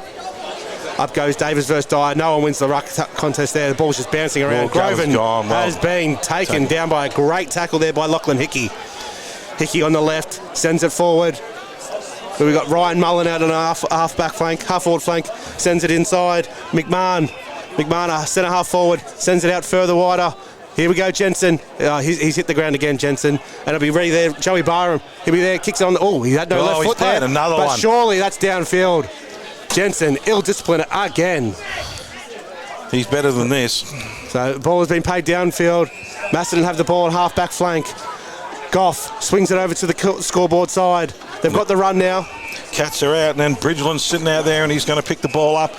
He should run with the ball, takes it into the middle. He's looking down there for Sims. Sims got the ball on the centre wing, looking for movement. There's no one really free, but there's popped out one out in the middle, and it's sitting down to Goff. So Goff's got the ball virtually in the centre of the ground. He just kicks it long, looking for a target, and he's found one out there, sitting way out into the flank, hiding, actually. Moram comes in. Moram sends it deep. It's going to be a contest here, about 15 out straight in front. Flyers where no one actually touched the ball. Ball's hit the deck, bouncing around. Comes out the back to Filan. Filan on his left. He's kicked it just across the face. Gee, they are out then, the Cats. That was a great opportunity they had. That was probably the best bit of play we've seen from Macedon. You know, they did exactly what they wanted to do. They set the ball up, they switched it, and off they went. So Kalkavesi puts it on his foot. He's just going to chip it out. They've got numbers out there. Sitting out there at the moment is Josh Wallace. Wallace kicks it long into the middle of the ground. The Borough out here now. They're looking out for Schwartzberg, who's been brilliant all day for them, the young player. Got the ball. They're going to give it over. They should, but he's going to have a shot. He's Caruana. Kicks the ball long. They've got numbers. They just stand there, not even talking, the Diggers players down there. That is... It was the discipline that earlier in the day there were 4 of them standing there, and it happened again. They've got to start talking. That was Mark Orr there and Mitchy Day. Both of them stood there and it bounced smack bang between the two of them. They're only 5 metres apart. So I think poor Zach Smedley got one of the meanest falcons we've ever seen right in front of us. So he's going to have Sheridan imprinted on his forehead there. Umpire throws it in. Well, that's a shallow throw in. Sure, they should redo that one. No, they're not going to. They're just going to. It's going to be a throw. Well, the Diggers player stands up with the ball, and it's a shot at goal. It's hit the post. Not sure who kicked that. Actually, it might have been Mitch Day who had the shot. But the Cats got the ball. They're going to play on very quickly. They're kicking it out wide, looking for Govan. The ball's not going to bounce well for him. He's under pressure now. He has been tackled, but he's kicked it out, and it's gone out to Moram. Moram's got the ball. Now they're out, the Cats, and that's out to Kendall. Kendall's got it on the far flank. Kicks it into the middle. There's an opportunity. Bags. That's a great mark. Zach Bags. That was Macedon's play they wanted to do all the time, you know, and they didn't. Their skill work was perfect all the way through. The transition out of the back half has been really good all day, and actually doing it better than what the Borough are at the moment. So this is great opportunity for Bags. They need this goal, and that'll put them in front, and that's really unexpected, to be honest with you. And they're playing well, the Cats, and so the pressure they're putting on Diggers is enormous. It's the Diggers' discipline that's causing them problems. Yeah. In comes Bags. And he has kicked it straight over the goal umpire's hat. That's Bags' first for today. Now, that's exactly what we've seen Macedon trying to do last week. They're trying, and that's right on the siren too. That's half time. So, you cannot complain going into half time with a lead. 2 points up.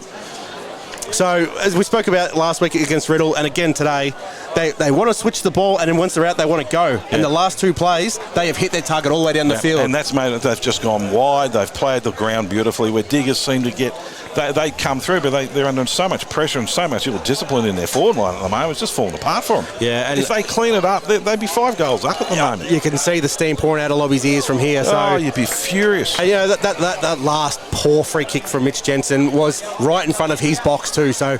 No, Lobby's aware of this, and you know he's got to get this team back on track. They do need to clean up, but let's give credit where it's due. The Cats' pressure has been enormous, and the Cats' pressure is what's caused this ill discipline, because the Diggers thought they were going to come here and roll over top of them and have a nice public holiday, and off they go. But so that's not let them do it. Yeah, best players for the Cats. I mean, let's be honest here. Dwyer's just one out in the ruck. He's doing incredibly well. You go down to Sam Indian's doing well. Young Joey Barham and the goal he kicked in really helped him out. The one I've been impressed with, Dylan Johnson, in his work in the midfield's been enormous. And we've called it a few times. Young Aaron Moore out wide. He's getting Chris Kendall. They're creating havoc out wide. And another one I've also liked on the outer wing, Leo Webb, just up and back. There's not much of him, but he has taken some big hits today, and he just stands back up and runs again. And so we'll go to the Borough. Look, my favourite player today is young Tommy Schwarzenberg. I think he's been absolutely fantastic for him. He stands out with his blonde hair, but he's been so effective out there in the way he's been actually carrying the ball. Mark Orr's been terrific. But he's fighting a bit of a lone hand out there. They just got, some of their senior players just got to clean up and keep their mouths quiet, to be honest with you. And the other one that's really impressed me, well, there's been two really. There's been Josh Fowler. Hayden Davis is the other one. And Hayden Davis was one I was going to say. But also you got Chris Lawton, that lethal left foot of his. And he's ruckman size playing on the wing, and he's moving gracefully across the turf. So both teams have good players. Both teams have players that really need to pick their game up as well. But again, I'm taking nothing away from Macedon. I feel that their pressure is what's caused the ill discipline from Diggers here. So just before we go, we're going to have a bit of a break. Macedon lead by 2 points here in the Anzac Day game at Tony Clark Reserve, and we'll have a bit of a break now, and we'll call it a day. Come back just before the don't call it a day just yet, Paul. We've got a half sorry. to go. So. It's been a long day. All right, Thanks, so guys. Macedon leading 5-5-35 to Diggers Rest 6-3. Oh, hang on, the scores changed.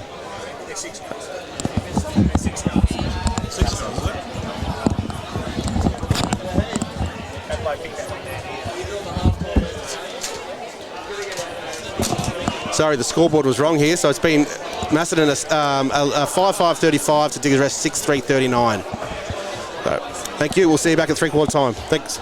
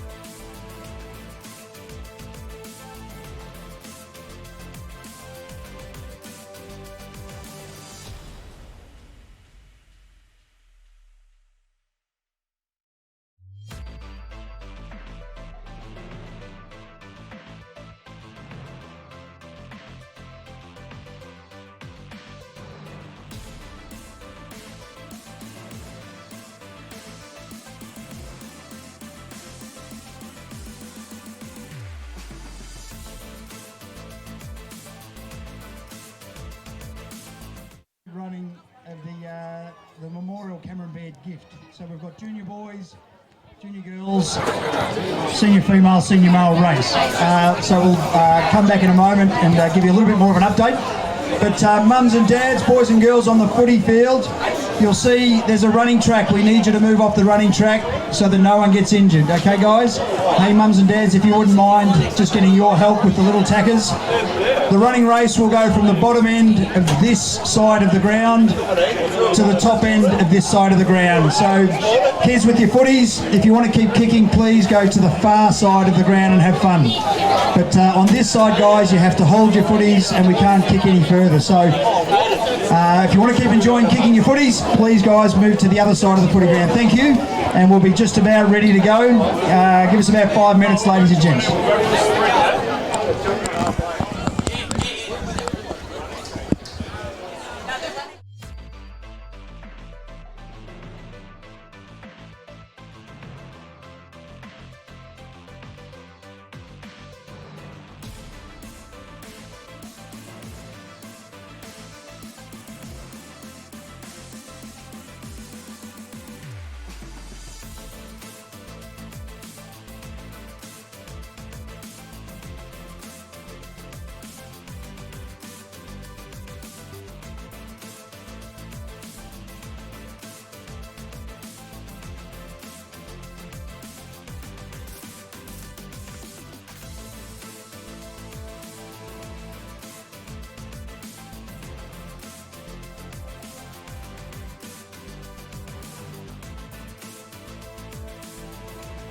partnership with the Commando Welfare Trust.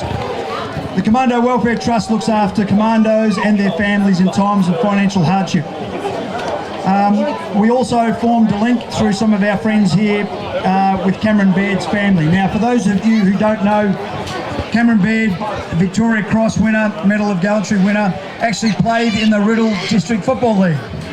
So there you have it, boys and girls. For those of you who don't know, the Victoria Cross, the most important bravery medal that we have in the Australian Defence Forces. So there's 4 races today named in honour of Cameron Baird. So what we're going to do today is run 4 races, junior boys, under 18s and below, junior girls, under 18s and below, senior male and senior female.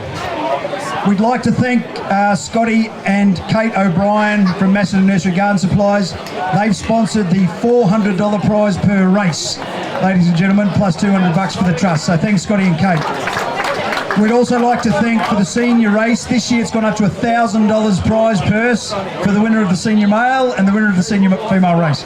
And so we have Brad and Georgie Eshies from up at the training post, and this year Craig Ferguson has jumped in to bring up the balance. And so for that particular race there'll be $1,000 per prize, and there'll be $1,000 that goes into the trust. So thanks very much. A round of applause if we can. Thanks, guys. All right, Daniel, if you're ready. Okay, boys and girls, we really need to move away from the track just so nobody gets injured. Hey, boys playing footy down the end, can you move off the track, please? Thank you very much. Thanks, guys. Okay, we've got Daniel Page is going to arrange the start. The first race is the junior girls. Now, ladies and gentlemen, we do have 2 judges up the end with their video cameras. We'll be very fair about the winner and ensure that the winner does come up with a prize. So, Daniel, I'm going to throw to you. Ladies and gents, when you do hear the start, give them a round of applause, clap them home, and let's see which club can take out the junior female race. 120 metres, ladies and gentlemen. Okay, thanks, Dan. When you're ready.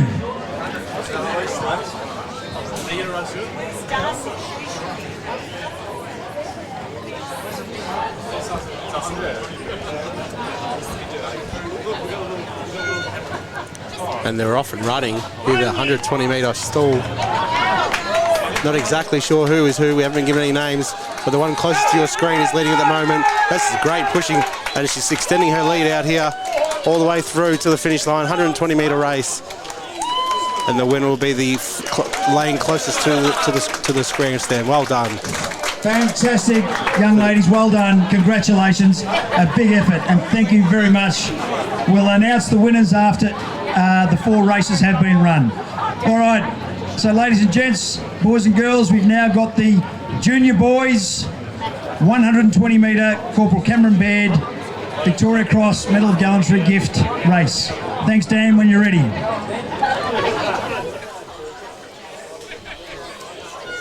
The sirens, the shooter's start has gone. The junior boys that's being won at the moment quite clearly by the inside lane. The inside lane is pulled. There's a massive lead out in front here. The race is on between the two for second and third. That is a scorching run there. Well done, boys. Big effort and congratulations to all 3 of you. Thank you. All right, Dan, when you're ready, ladies and gents, $1,000. The price has gone up this year. Very competitive. And we'll throw over to the race master, Dan, when you're ready. Thanks, mate. So as we wait here for the starter gun to start for the senior women, $1,000 prize on offer. And off it goes. Very close start here. Looks like the Macedon jersey in the middle is leading the race. Can they maintain the race? There's a 120-metre race to go. Macedon's pulling away. Looks like from Wood End here, closest to me, but Macedon, she's starting to slow down. Still another 30 metres to go. Going to push it right the way through the line, and yeah, she has run the race on the inside line there for Macedon. $1,000. Congratulations, ladies. Well done. Great race. Thank you. And the final event for the day, ladies and gents, we'll throw back to Dan. It's the senior male 120-metre gift. Thanks, Dan. Got quite a few starters here in the senior men's. Starter gun goes, and they're off and running. Looks like the runner in the middle of the track with the white shirt, Western Rams, is off and running. He's got the lead at the moment. The player on the inside has no shoes on, but he's going, and the leader has taken a stumble. And he's finished with a great fall. Not exactly sure who wins. I think it was inside lane there. Unlucky for the one in the white in the middle track, taking a great stumble. Acrobatic. Ladies and gentlemen, it's $1,000 high drama winner. Reminds me of a very famous ice skating race at the Olympics some time ago. Well done, gents. Congratulations to you. Craig, if you would please bring the winners down from each of the 4 races. We'll announce them and thank them for their efforts. Thanks very much, ladies and gentlemen. We'll grab you back in a couple of minutes just to announce the winners. And again, big round of applause to all the competitors. Thanks, guys. Well done. Congratulations.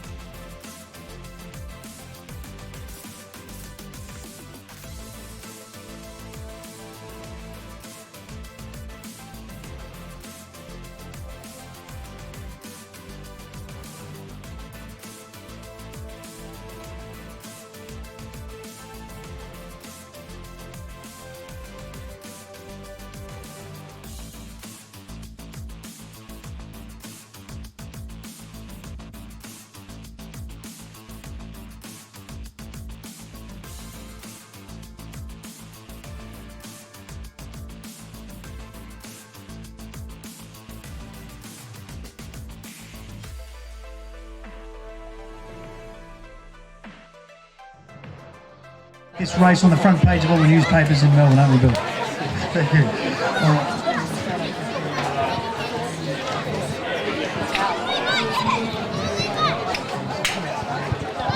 So, ladies and gentlemen, for the first race of the day is the junior female, the junior girls race, and we've got Eliza Patterson-Lade from the Macedon Cats. Woo! Well done, Eliza. Congratulations.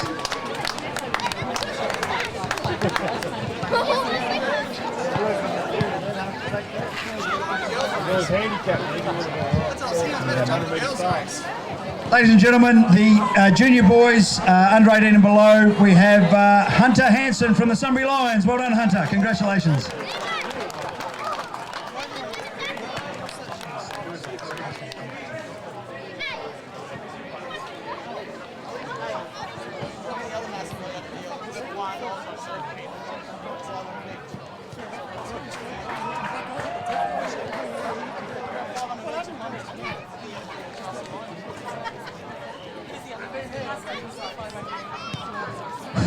Ladies and gentlemen, and boys and girls again, for the senior race this year, the Cameron Bear Memorial Gift, we have Ash Coxall from the Macedon Cats. Well done, Ash. Congratulations.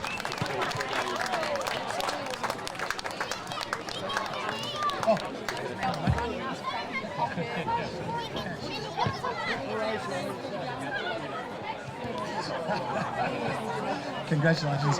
And last for the day, ladies and gents, one of our own from Macedon again, we have Maxie Richards from the Macedon Cats. Well done, Maxie. What an exciting event, and well done all runners. Thanks for your participation in sport, ladies and gents. Enjoy the rest of the footy. What a great day. And the netball, of course. Thank you.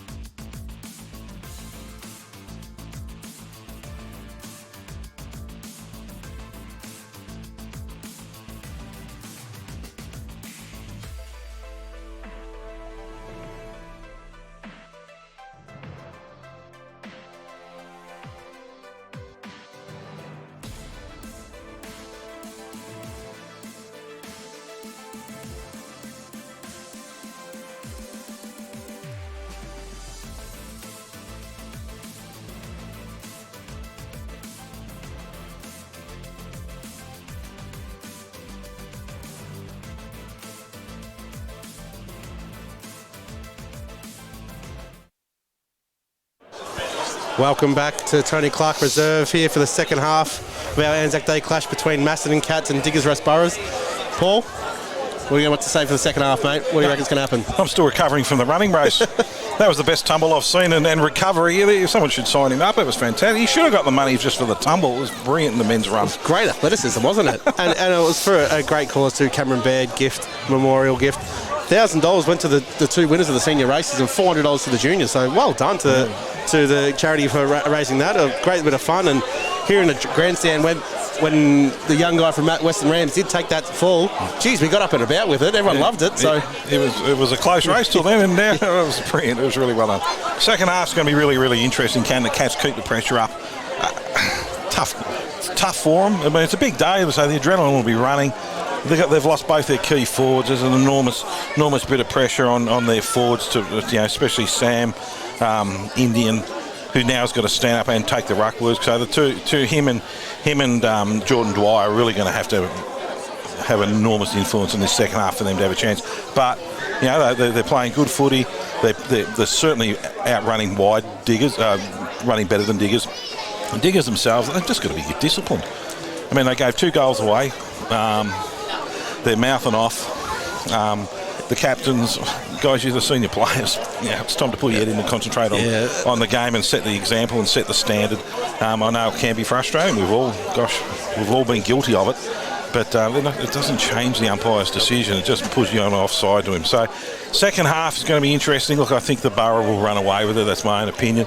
Like we saw last week, Macedon stayed with them to halfway through the third quarter. But anyway, we'll see how it happens. The umpire's got the ball, throws it up. Borough get the ball down, but there's going to be a big chase in the middle. The Plotties clash, and the Macedon Cats get down the bottom of the ball. Out it comes through Dwyer. Dwyer kicks the ball out to Bridgeland, and Bridgeland kicks it out to looking to Nipper Wright. Nipper Wright just pops it up high in the sky air, but it's Borough's got the ball numbers down there, and it's going to be a free kick picked out here, going to Diggers Rest, and that's down to Matt Webber. Webber's got the ball. There's a switch on here, but I don't think he's going to be brave enough to bring it in the middle because the Cats have got the number. So he just kicked down the line. Nice short little kick, looking down for Kalkavesi. Has the ball way out in front of the scoreboard. Very slow play. There's not a lot of movement here for the Borough at the moment. They're just going to chip it down safely. Up goes the ball. Chips out. The Borough are out here. They've got one coming out through Wallace. Wallace gets the ball out to the big fella out and down now to Schwarzberg, who's playing a brilliant game. He just pops it up. Now they're running. Comes back into the Borough. He's going to put it into the hot spot. Looking for, Jensen's trying to milk a free kick there, and he hasn't got it. And he's not going to be happy about that one. And the Cats just push it out and force it out. And we've got to throw it in the forward pocket down the Diggers Rest end, who are kicking to left of screen. Yeah, I was very interested to see how the Cats would come out if they would continue with the flood that they employed in the second quarter there. As we can see in front of us, they do have some numbers back, but most of them are in the Diggers Rest forward line. Ball's thrown in. Or wins the tap out easily there. Down to Hoyne from Macedon, who tries to clear the space. But that's a great mark taken there by Tengalia. Tengalia sets his options. There is a lot of Cats jumpers around, so he's got to lower his arms here. You have to lower his eyes. The Borough forwards have to work to try and clear some space out here. I think he's going to have a shot. He's got the mouth guard in the socks, and that's the giveaway that he's going to have a ping. He'll be kicking this from at least 55. Easily. Young Barham's on the mark. Standing right on the 50. In comes Tengalia. Segs the right hoof into it. It's a bit of a helicopter style. It's a long distance. Oh, a ball got over the back there. Was spoiled well there through Macedon out for a rush behind. Jensen could nearly mark that. Yeah, Tommy Hildebrand there was on the last line of defence, knocked it through. Ball's taken out by Macedon out to the outer side back pocket. Out comes Johnson. Johnson on that high left boot sends it up. It's 2-on-2 here. Great contest there by young Cook. Oh no, Govan, sorry. And the ball's gone out of bounds there on the half-back flank for Macedon. He has played a good game, Govan, without being super dominant. He's been really hard at the contest, and that's all you want from your captain on days like this. Exactly right. Ball's thrown in on the half-back flank for Macedon. Well, tap out is done straight down and has been tapped straight back into another stoppage. So it'll be ball up here, half-back flank. Yeah, Govan has been well, but that's probably one good thing about Macedon. They haven't had a standout, but they've been very even across. So umpire throws it up. Davis for the Borough. It just punches it forward, but Macedon got the numbers there. Oh, that was a bit of a swing tackle, and the umpire's going to bring it back, and we're going to throw it up again. We're about 55 metres out from the Diggers Rest goal. Throws it up. They're just tossing and fighting in the middle there, but they're going to get the ball out, but it comes out down to Mullen for the Cats, and he's just going to force it out, and we're now going to have a throw in for the third stoppage in a number of minutes, sitting out there in front of the Empowering Age Community sign. And Govan here is taking the ruck work for Macedon against Davis. A little bit outsized. Yeah, but he's got a strong body there, so as long as he gets his body in front, he's putting in a good contest. At least it's just a one out here. So the ball's thrown in. Govan, Davis wins it with his height over down, but the ball just goes straight back down. Diggers Rest, ball bobbles around, ball goes setting forward into their 450. Mark. That's a great mark there taken by Smedley at the half-back. Another 50-metre penalty has been given away from Diggers there. That time against Mark Orr. What's that, number 4 for today, I think it is? Yeah, and then 100 in as well. You see, kicks it out wide. Diggers have got the numbers out here, and the ball hits the deck, but the Macedon players are in there, and there's always a good tackle. Gee, he's played a good game, Schwartzberg, today. He's been really in there for the Borough. And he's tackled Nathan Bridgeland, who's played a very good game there on the outer wing for Macedon. Ball will be thrown up here, half forward for Macedon. Govan takes the ruck work. Ball's come down to Caruana, who's dropped the ball, down to Filan, who's also dropped the ball, and it's just tied up again. Repeat stoppage. Ball has travelled about. And this is 50 exactly what centimetres. Macedon want to have happen. They're just going to play stoppage, and then one of them will get out and off they go. Ball hits the ground there. Out they go. Oh, he's tried to take everyone on. He was lucky he didn't get pinged there, but the Cats have got the ball. They've just thrown it out in the open. Handball in front of himself. Lucky not to give one away is Brody Horn, but he's been pinged for holding the ball, and he handballed the ball in front of him. He was a bit stiff. Diggers with the ball. He's going to chip it out, down looking for Webber. Webber's taken the mark, centre wing, right close to the boundary line. Just going to chip it up high, but there's too many Cats players there, and that's young Barham who's got the ball now. He's gone wide, he's going to play on, so Barham kicks it long down to a contest, but there's many Borough players there. And that's a good mark taken down there by Kroll. Kroll goes across the ground. Now they've got a bit of space. Just chips it over, but it's good, going back out looking for Krull again, who's pushed up for another option. That's fantastic play. Gone down there to Wallace. Wallace for Diggers Rest has got the ball, sitting just onside the 50 for the Cats. In front of the scoreboard, they're just chipping it around, looking for an option, but there's not a lot moving for them at the moment. This is really stagnant. Players is falling to what the Cats want. Now they got an out. Sitting out here by himself is Webber, and he should look to give it out to him. Webber's got the ball. Now we got to push in. There's a player in the middle, and he's just going to chip it over, but that's going straight to. That's a terrible kick. And Sims for the Cats gets the ball, pops a middle, but he's turned it over. It's gone over to Lawton. Lawton has the ball. They're just kicking it to each other. Kick to kick, but going the wrong way. Lawton goes to the attacking kick straight down the middle. Easy uncontested mark was dropped there. And that's poor discipline there by Dylan Johnson, for Macedon. He's given away an unsuspected free kick. So Diggers Rest have it. On the left, swings it deep into the forward pocket. Jensen's here. Again, he's gone to ground again, Jensen. He's finally got one. He's finally been given one. That'll put a smile on his face. So Jensen's going to be about 35 out, 45 to... And he's going to get 50 and now he's going to get a 50 there. Joey Barham threw the ball to the wrong player, threw it to his teammate rather than back to Jensen. So Jensen's going to stroll in from top of the goal square for his second goal here. A little bit undisciplined. I don't know if that was confusion or ill discipline, but... Oh, and Jensen's given it to him as well, so... Young player. Yeah, I'm not sure if he was aware that it was a Diggers Rest free kick or not, but doesn't matter in the grand scheme of things, does it? No, they get 150 back, so that takes Diggers 7-4-46, Macedon 5-5-35. 6.5 minutes gone into the third quarter. Yeah, and that switch where they brought it out of the 50 here, Diggers, where they eventually just went kick to kick there for a little while.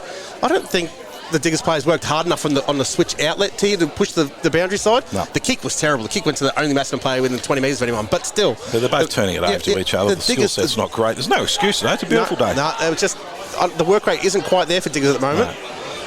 So umpire Harper here back in the centre circle will throw it up.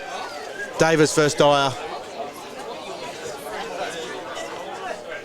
Just waiting for the 666, I believe.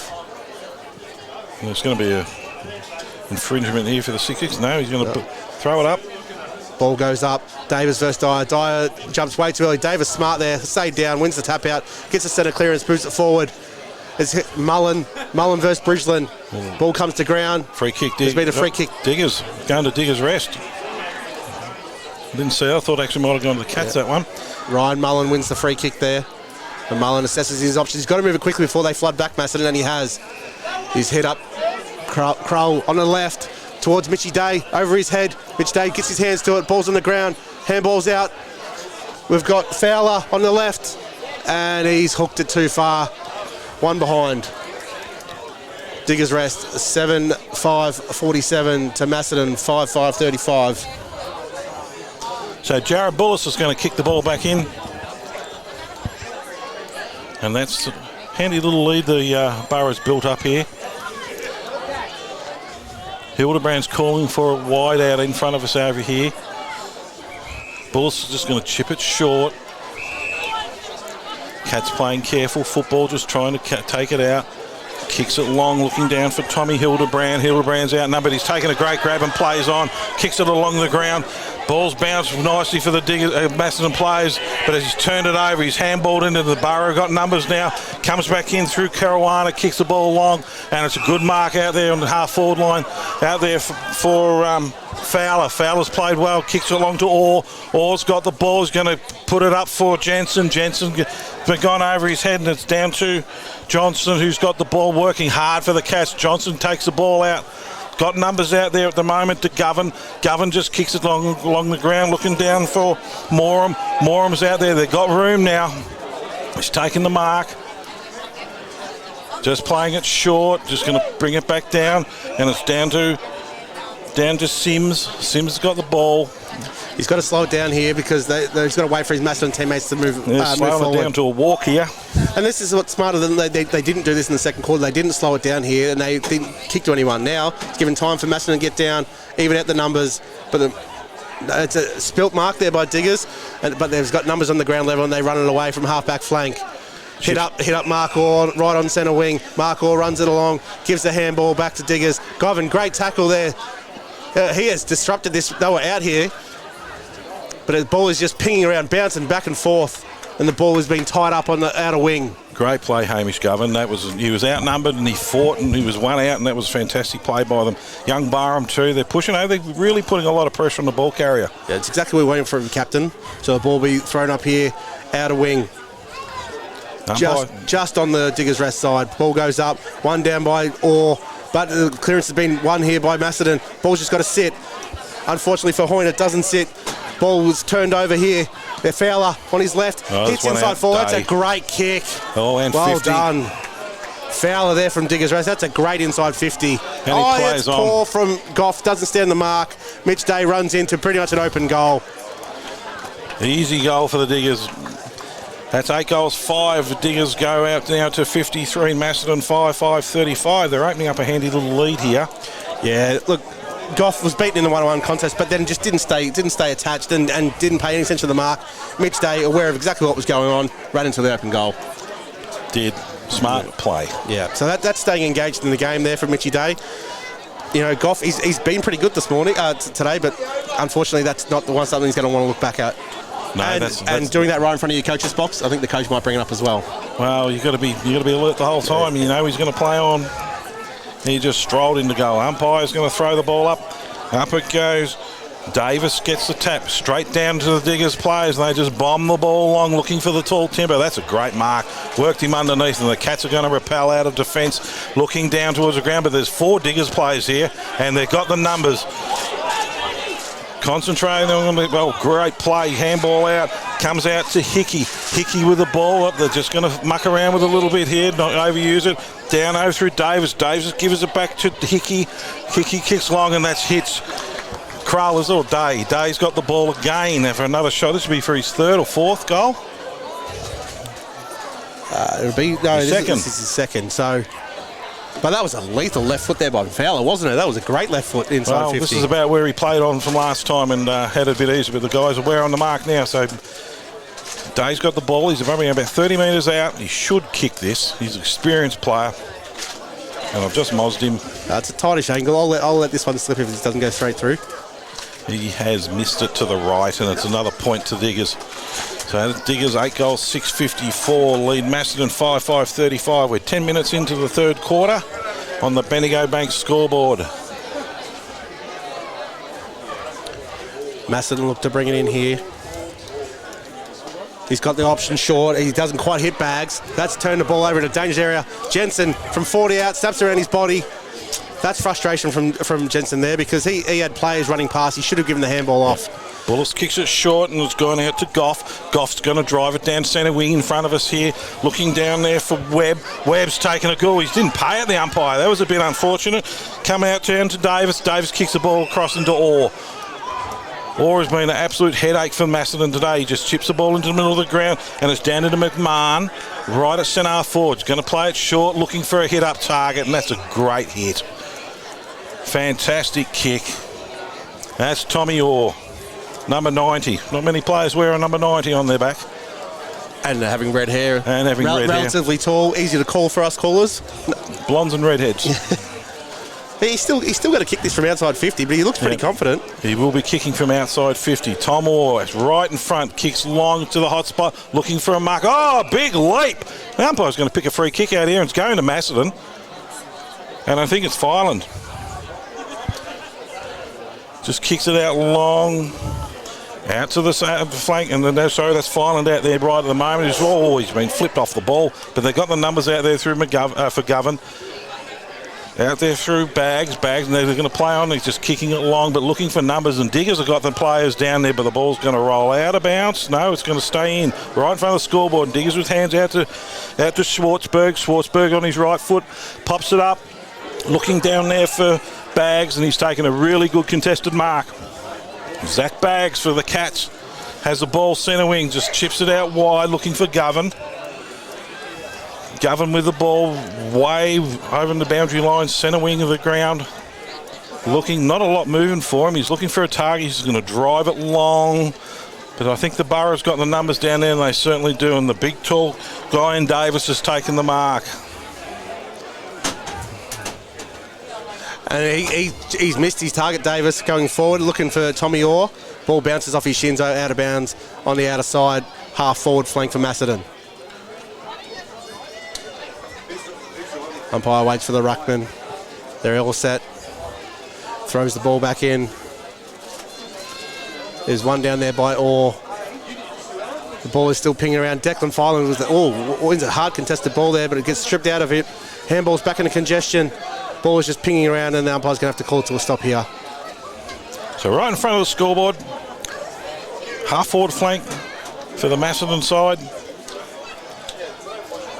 It's Orr versus Sam Indian for the Cats. Sam Orr hits it, taps it over the back, but the Cats got numbers here, going to run the ball onto the top of the ball. Just fighting for it and flips it out the back, and this has gone to the favour of the Borough, but the Cats have been intercepted, and big Sam Indian, he's wrapped up, and the umpire's going to ball her up again, and we're dead smack on centre wing this time. Yeah, Nathan Bridgeland was out there, but the ball just did not sit. Hit the one dirt patch and just stayed real low. So we'll reset this here, basically in the centre of the circle. Ball goes up. Orr versus Indian. Orr wins that ball out the back. Caruana's away. Ball's tipped away. In comes Diggers, take a bounce. Looking for the handball. No one there. Jen's on the left boot to 2-on-1. And Macedon should be able to work this out here. They've got the outnumber, but it's a poor kick there. Goes straight through Brad Cook's hands. Ball's out. Dribbles back inside the forward 50. It's gone to a bit of a scrap again. Good tackle. That's a great tackle there on Macedon. Back to Cook. Cook's trying to break the tackle. He's swung around in a 720, and you're going to have to pay that every day of the week. Yeah. That's a great tackle there from Jai White. Poor Cookie hasn't had as good a game as last week. No, but he's found it a little more challenging. He's still trying. White and gives the handball off. Wallace comes in off the bench, sends it deep, but it's straight up to no one in particular there. Dyer gets back, takes the mark, handballs off. That's Goff. Goff sends it through the centre square. He's trying to get over the back here to Zach Bags. Bags is taking it. Oh, that's a great contested mark there. He's earned every penny of that one. Bags gives the handball off. Sims sends it into forward 50. Oh, it's punched away. Caruana gets back helping out his defenders, sets the ball up. He's turned the ball over as well. Great mark, Toby Sims. It's about 45 out straight in front. They do need this one, the Cats. No, it's not Sims, sorry, it's Zach Bags. There's a dinky little kick there from Caruana. It was dangerous, but turn the ball over in middle of the ground. They really need this one. Zach Bags from about 40 metres out, directly in front. In he comes. On that trusty right boot, that looks pretty good off the boot. Touched on the line, the Cats are going to run it out, but it's gone down to... Oh, there's a snap over the shoulder, and it's going to go through for a point. There's a few early crows there with Zach Bags' kick there. We all gave up, we thought it was through. Diggers bring it in to the commentary side, looking for Orr. Oh, it's cut off. It's taken by Diggers' rest there in the back pocket.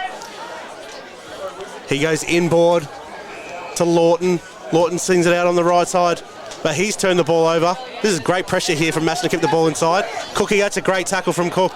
Turns the ball over. Guffin, inside 50, misses his target. Ball's bouncing around. Sims gets the handball out.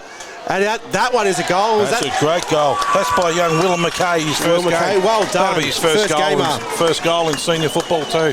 Well done, son. That's all due to Macedon's pressure again. We've spoken about it a few times today. They are on with that. They are, and look, full credit to the Macedon coaching staff, Alistair. They've got this team up. I mean, the pressure is enormous. They've got no key forwards to hit up to. But yeah, the amount of pressure put on the ball, you can see they're looking for key forwards. They've got so used to having Cookie and them down there, and they're not here today. So they're working hard. With that goal, so the first game, Will Mackay, they're 6-5-41, trailing Diggers 8-7-55. But they're still involved. They are. 15-minute mark in the third quarter. We didn't think it was going to be this close. So Orr and Dwyer are going for it again. Ball just goes to nowhere, but the Borough got numbers. They're going to try and shuffle it forward, but as usual, the pressure for the Cats is enormous. Zach Baggs in there fighting away for the Cats.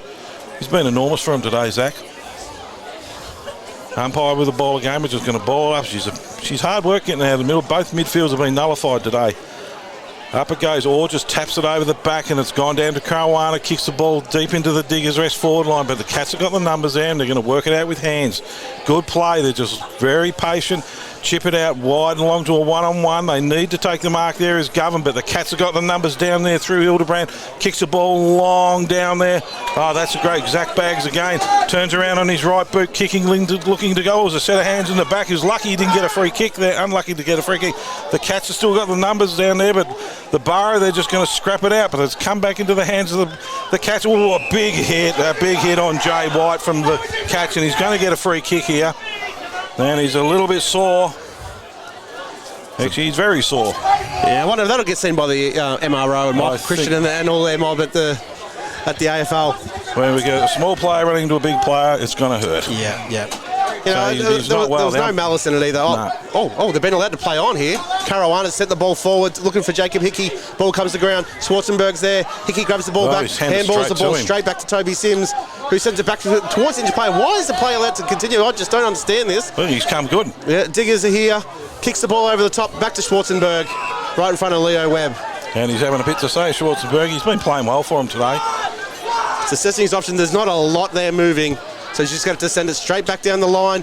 Plays on, kicks on the right foot. 2 versus 2 here. There's one out the back though. Oh, that's a great hands there by Sammy Indian. Sammy Indian goes to the central corridor looking for Nathan Bridgeland. He's got time. Ball. The kick wasn't great, but he had plenty of time there. Can continue the switch if he likes. He does that. This is where they've been dangerous. Now they're out. They're sitting out with Moram sitting out there by himself, and he takes the mark, hands it out to Govan. Govan's going to turn and come in back into midfield, looking for something to give it to, and he hits up Goff. Goff with the ball. He's just forward to centre wing, plays on, kicks it long, and there's a 50-metre penalty, I think, here, and he's going to be brought in to have a shot. Diggers Rest, about 650s they've given away. I think before 4 goals out of 50-metre penalties nearly. Yeah, I'm not exactly sure what that one was I think he stepped off the mark before he was called. I was looking downfield because I had Brad Cook in my eyes. I thought he was on a great lead there. Ball went to him, but it didn't matter anyway. So goes back. So Goff, let's hope he can kick it for him. He's got one today. Not bad for a backman going for his second shot. Absolutely. He's been a good player for him today. Jacob Goff. Spinning the ball in the hand. He looks relatively confident for a defender. Comes in and has kicked the goal. Well done. I was glad the crowd could tell us because the umpire had me a little bit nervous there. He was running well left. I thought he might have missed it. The crowd in front of us definitely let us know. So with Jacob Goff's second goal, Macedon's second in a row too. They're coming right back here. Yeah, and Zach Baggs, his work in midfield's been enormous for him today. Yeah. We've also another one we haven't called too much, but I think it's more our mistake calling the wrong person. But Aaron Moram's been huge in this quarter. Absolutely. So Macedon now 7-5-47 to 8-7-55. 8 points the difference. I definitely didn't think at the start of this game. No, they're hanging on. I thought after the first 10 minutes, Borough would run away with this one, but 19-minute mark, third quarter. Ball goes thrown up there by umpire Darmanin. One down by Sammy. It's a great punch forward. Macedon here. Groven's got the ball. Handball out. Oh, it's been well trapped there back by Diggers. Umpire's called leg deep. They're taking advantage. Caruana out to Schwarzenberg, out to Fowler. Fowler's got time. He's got space. He's come back in ball with that left foot. Oh, it's a great smother there by Nathan Bridgeland. Ball's got bounced back, unluckily, to Diggers. Schwarzenberg's got the ball. He sends the ball inside 50. Nice little touch pass. Takes the mark. He's played on. Kicked it wide to the top of the square. Mitchie Day, he spilt that one. Probably the first one he dropped all day. But he stayed in the contest. Ball is still bobbling around. Diggers players thrown off the ball there. Ball cleared well there by Sam Indian. But it's gone straight back to Schwarzenberg, who's got time. Swings it inside. Nice little... that kicks too high. Over top of Orr. But Moram has spoiled his teammate there. The ball has come to the ground to dispute. Ball has been very, very scrappy. Diggers try and play for the too high there. Umpire's called for a ball up. Well, I'll let you draw a breath. She's scrappy. It's a very scrappy game. Umpire's called time on. Going to ball up right in front of the Diggers' goal, only about 45 metres out. Umpire throws it up, or taps straight over the back, looking for players to run on the ball. And as Caruana kicks the ball, smothered beautifully by the Macedon players. Have a flying shot, but he's missed it. And that was Hickey for Diggers. And that was poor by Diggers, because Hickey was out for the handball on his left side too. The first Diggers player's gone for glory. He had his ball smothered, which put Hickey under pressure. So Macedon have got the numbers certainly out here in front of the commentary box, and I reckon that's where they'll be going. About to play on it. He's playing on, and it's a very casual walk out there. He's going to kick it long, looking to and that's three-quarter time. So Macedon 7-5-47. Trail Diggers Rest 8-8-56. End of the third quarter. This is a lot closer than we gave it credit to. Yeah, and that quarter there, not only was Macedon pressure still maintained really high, but they managed to finish off their hard work up the field, which just gives your forwards even more confidence if you can do that. So we know that they haven't got the big targets. Declan Folan's been down there leaning out of the square a couple of times, but as we know, if the ball keeps coming, eventually you're going to have your turn, aren't you? And if we wanted to pick best players at the moment, they're Macedon players at the moment. And I absolutely say that with due respect. Bags, Sims has been brilliant for him. Both Dwyer and Sam Indian have been fantastic for him. You come over this side of the board. Best on ground for Diggers at the moment is young Tommy Schwarzenberg. He's been brilliant for them, and his run and carry has been good. Diggers discipline again. I mean, it costs them every time.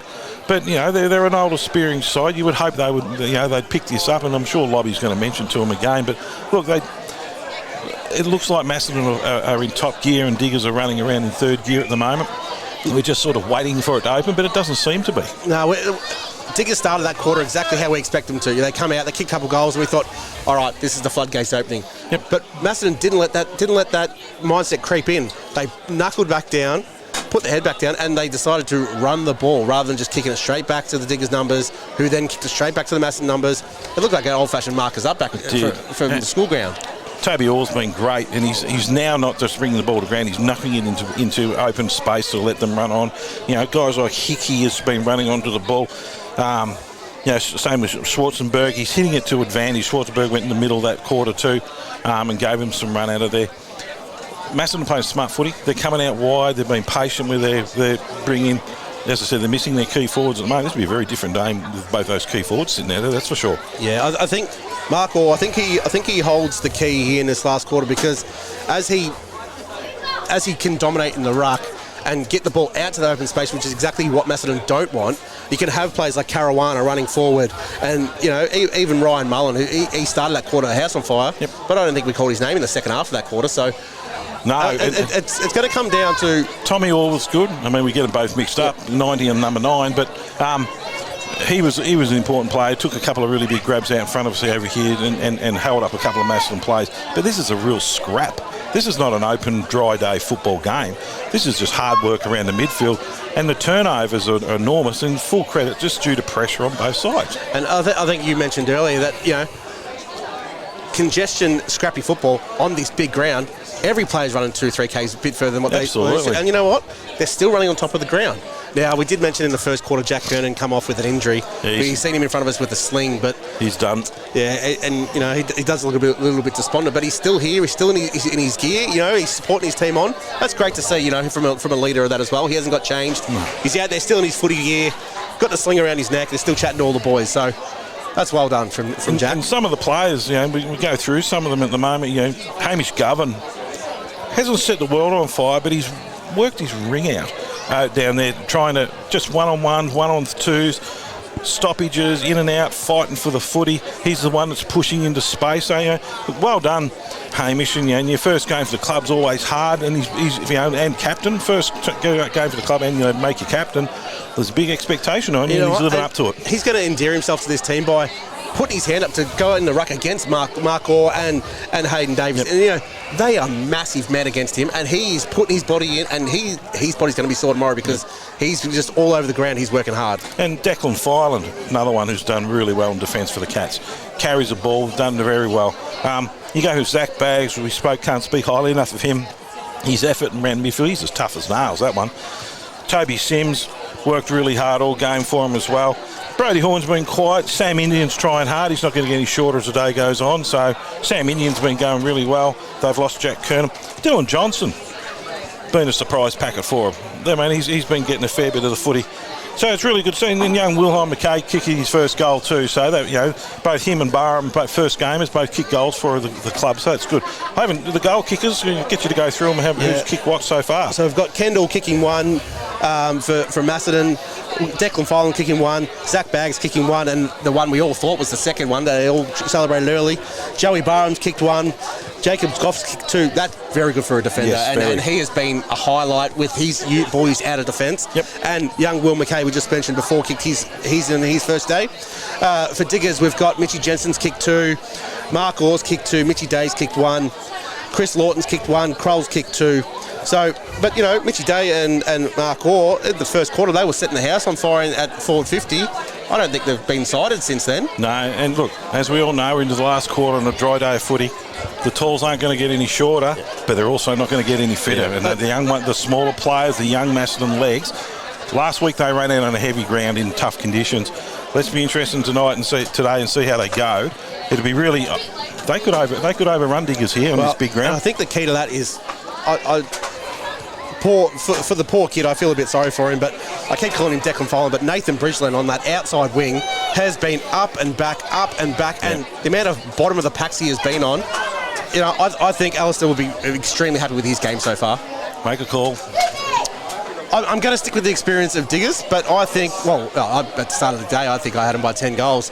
I think it's going to be a 3 and 4 goal margin. I can't see him blowing it away, given how well that Macedon have played. And if they do get blown away, they definitely don't deserve that today. Look, last week they got blown away in the last quarter. I'm also sticking with Diggers, and you're right, I think they'll win probably about by 3 or 4 goals. They've been in front pretty much all day, except for about a 5-10 minute mark in the second quarter. Yeah, Diggers for me. Yeah, the problem with this week, though, they haven't got Dylan Tarkson to contend with. He was very, very good last week, and Diggers haven't had that player that have just stood out. As we mentioned, they've had some good players across the park, but I think the better players and the more even players have come from Macedon. Yes, absolutely. If I was an umpire today, even though the Diggers are in front, I wouldn't have them 3-2-1 Diggers. No, the only one probably would be young Schwarzenberg with the blonde hair. Yeah. Oh, they would have some players in the top, but I definitely wouldn't have all three on top. No. Well, here we go. As when Macedon are up by, Diggers Rest 8-8-56, Macedon 7-5-47, starting in the last quarter. And it's really important that they get a good flying start here. If the Cats get the first goal, this game is on. So it's really a lot of pressure on young Dwyer here. He's got to get the ball forward for him. And you'll be really looking at Aaron Morum to really start bringing that ball long and deep into their forward line. Umpire with the ball. We're just waiting on the last couple of people to get off the ground. Macedon and Diggers have both gone with their guns in the midfield. They all know how the start of this last quarter, how important it is to this game. So you've got Jensen, Caruana, you've got Calversi versus you've got Govard in there, you've got Morum, and you've got Nipper Wright in there as well. So ball hits the deck, and the Burris first out through Jensen, just kicks it long. Look at it, it's taking a mark. No, the Cats got numbers down the back. Oh, he's been pinged. That's nearly holding the ball, but he's going to get out of there by Goff. Goff just kicks the ball along, looking out for Bridgeland. Bridgeland's got the ball now, just holding it up, looking for something to move to. Sims is making a lead for him, but he's ignored that. Holding up, there's not a lot moving for him. Just going to kick it down the line. Long kick looking down the line, and that's a great mark by Aaron Moram. Moram right centre wing, right on the far boundary. Just very slow build up here by the Cats. Just kicking it long down the line, and they've taken a mark out there and they're playing it on. It's out to Govan. Govan kicks it long, and that's a great hit up down there to... Well, the Cats are right on fire here at the moment. Sorry, we've had a bit of a technical hitch there, and down to Nathan Filan. So Filan's got the ball. No, it's been gone through for a point, so it's... The Borough's going to bring in through Cicero. No, it's Hildebrand. Schwartzberg's got it. Schwarzenberg runs out, no one on the mark, sends it to the half-back flank. Kroll here, just too strong there for the young Macedon Cat, who's Josh Blake. He's just too strong there. Gives the handball off this way, that way from Fowler. Sends on the left towards Calvaresi. Mark Orr, strong hands. Handball's off to Calvaresi, who the handball was just a little bit too slick. Big Mark Orr. He's got to be paid holding the ball there. Trying to take on too much, and that's well done there by Hildebrand. Hildebrand looks forward, heads inside. It's a great kick. He's out the open here. They can keep going, can continue the switch. Out wide it goes. Cats have got the numbers out here. Is it Smedley's bouncing the ball? 2 bounces. Going to drive it long, but it's a poor kick, and it's been cut off down there by Schwartzberg and pushed out of bounds, and it's about 55 metres out from the Cats' goal. Far pocket. Good build up then, just didn't quite finish it off, the Cats. Umpire throws it in. Davis taps the ball down on the ground. Borough got numbers there, and out they come. Kicking along, looking down there for Tengalia. Brings it back into the midfield, looking down there for Fowler. Fowler's got the ball, drives it in on his left foot, and that should be a good hit up. Now there's an opportunity for a shot. That was all class there from Diggers. It was. That's how you bring it in nice. But they've turned it over, but it's a very poor kick, but it's enough skill for Jensen, who just blazes away and misses everything. Just kicks a point. That was unfortunate. They needed to get that goal. I think we must have been a different way. So it was all class, and then Richie Day turns around to a horrible worm bird towards Jensen, who just jammed on the boot. Ball's out to Goff for the Cats. Holding it up deep in the back pocket for them. Just drives it down the line, looking for a mark, with Big Davis is there for the Borough. Ball hits the deck, and they've got numbers there, but the ball's out of bounds, and it's going to be thrown in right in front of the Diggers Rest coaching box. Sideshow Bob's called that out of bounds. Done a brilliant job, Sideshow today. He's all over it here. He's a cult figure. This has been a good start from Aaron Moore. He's working hard. He's going from side to side, end to end. Ball's thrown in. One by Davis down towards Jacob Hickey. Kicks it on his right. Ball's up. Tengali misses the ball, but it's being held, just bobbling around about 40 out from goal. Jensen grabs the ball. He's had his head pulled off. He's getting a free. He's been allowed it too. Sorry, it's not Jensen. Wait for him to turn around. We'll be able to find out who he is. I'm thinking it's Krull, but I'm not exactly sure yet. Refuses to turn around and face the goal. What's the rules? Never turn your back? No, it is Lachlan Hickey here. So he's confident. He's burnt all of his teammates by just walking back, facing away from goal. In he comes. He'll be kicking from just outside 50. Wheels out on the left-hand side. Gets right underneath it off the side of the boot there. Markor's going to contest it a feet forward. Ball's out of bounds in the left forward pocket for Diggers. Just didn't look confident going in, did he? He was shuffling and shaking all over the place and didn't get the distance. Umpire's going to throw it in forward pocket for the Cats, for the Borough. Umpire tosses it in. All the players go for the ball. The Borough's got hold of it, and it's going to be just held in, and they're going to throw it up again. The pressure's just stoppage after stoppage here today. Which at the moment I don't think Diggers will mind, because the longer that stoppage after stoppage happens, the scoreboard, the client continue to ticks down, and they're in front. So that was a quick kick out of it. Well, that was a big sling tackle, and it's going to be a free kick. No, it's going to be a throw up. I do apologise, everybody. Umpire's going to throw it up right in front of the points for the Borough. Ball goes up, and it's a quick shot for goal, and he's dobbed it. Justin Tengalia, number 36, great goal. And that was all due to Mark Orr's just overpowering the ruck. He took the ball straight out of the ruck, didn't even tap it down, just took it out of the ruck, gave it a handball out, and off they went. The big boys aren't getting any smaller. And we did say that's where the Diggers could dominate here. So to do it in your forward line is exactly where you want it. So with that goal, Diggers rest at 9-9-63 to 76-48.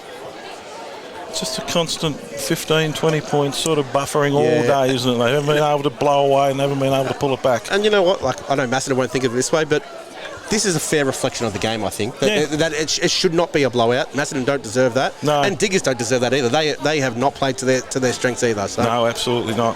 So it's back in the centre bounce. Orr's going to take this against Sam Indian.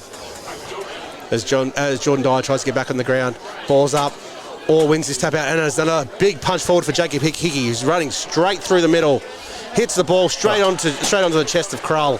That's almost a training drill, isn't that one? I'd say that might have been a little bit of a set play then. You know what? They haven't had that all game, so...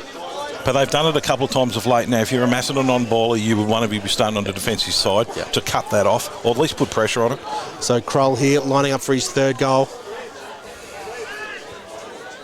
And he's hooked that badly. Oh, he swung left and right and left and right again. That was a wormbird off the shin, and he has kicked his third, Krull.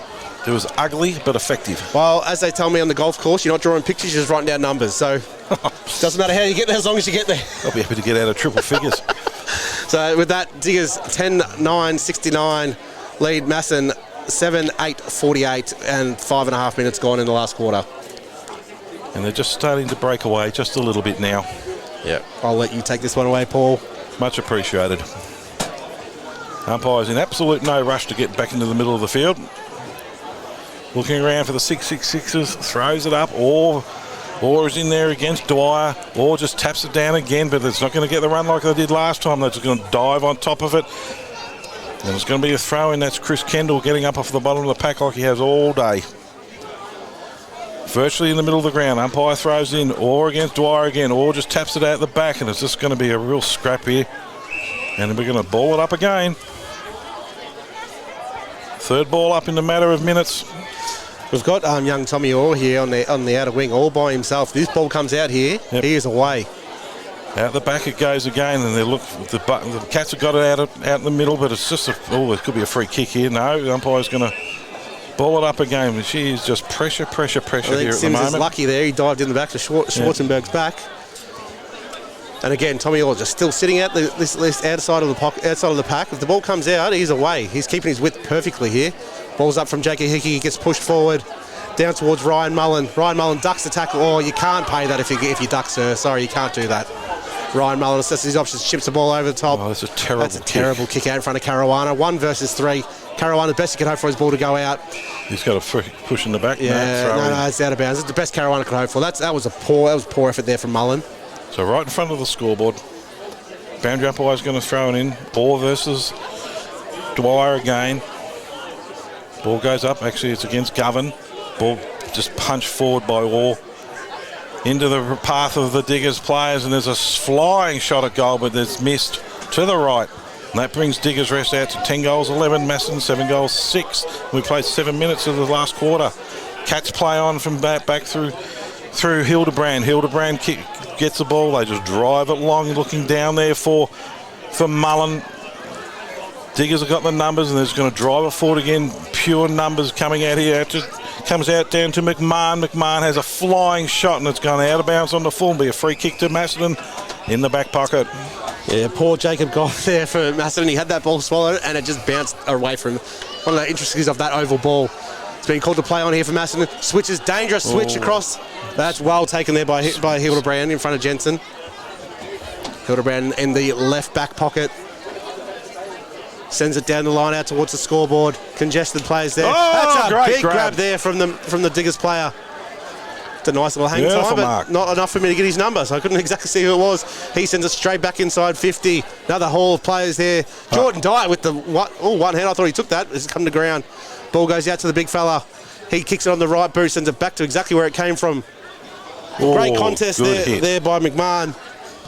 Ball is sent back in again. Kick to kick is what this is after, and the Diggers and Macedon forward and defenders are just stuffed. They're just standing still. Ball trickles out for tired players out there at the moment. Some tired callers here as well. So, ball's out in the left forward pocket. Umpire's about to throw it back in. Dwyer's there. Or Krull's going to go up for the Borough. Pushes him out of the way. Taps it down. They're trying to get out with a kick. Nice little kick. There's an opportunity here, but the Cats have got people on the defensive line. And they're just going to work it out, run it out. You want to be careful. He's picked up a free kick. And that's Goff, who's done a terrific job in defence for him today. Just chips it out, looking down there for Sims. Sims takes the mark. Can go over to Joey Barham if he wants him. Sims with the ball. That's another 50. God. How many is that today? We should have kept track of this. 6 or 7. It'd have to be at least 6 or 7. Have to be. Tommy Orr, I think, gave that one away. He might be moving on the mark as long as they're not gobbing off. So down there to Goff. Goff's got the ball in the middle of the ground, looking for somewhere to go, and he's just going to push it out wide. Looking down there for... Who we got? Nathan Bridgeland. Bridgeland kicks the ball into the forward line. Oh, it's a good attempt. They've got the numbers out there, the Cats, and they're going to bring it in for a shot. Opportunity. It's been called for a throw. Ball's going to go back to the Borough. That was that skill area there by Bridgeland. They were out there, Macedon. Lawton's got the ball now. Just chips it over.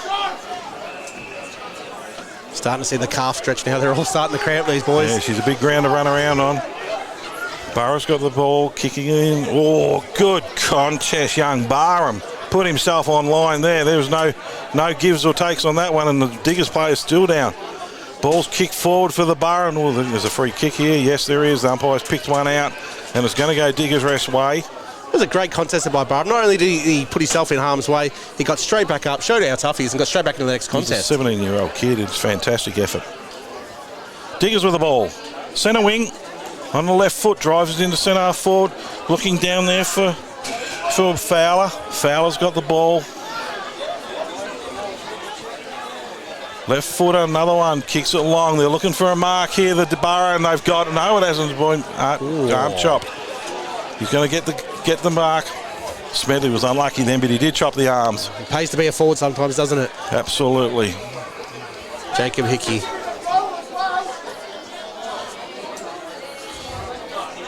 Hickey for the Borough. Lining up, it's a pretty tight angle. He's about 35 out, in front of the grandstand. I think the punters behind us weren't happy with some of these decisions by the comments coming from behind. Definitely isn't us, guys. Shuffles in, kicks it, and it looks like he is absolutely nailed it. The goal umpire has not moved 1 inch. And that brings Diggers' rest out to 11:10:76. Macedon 7-6-48, and we played 10.5 minutes into the last quarter.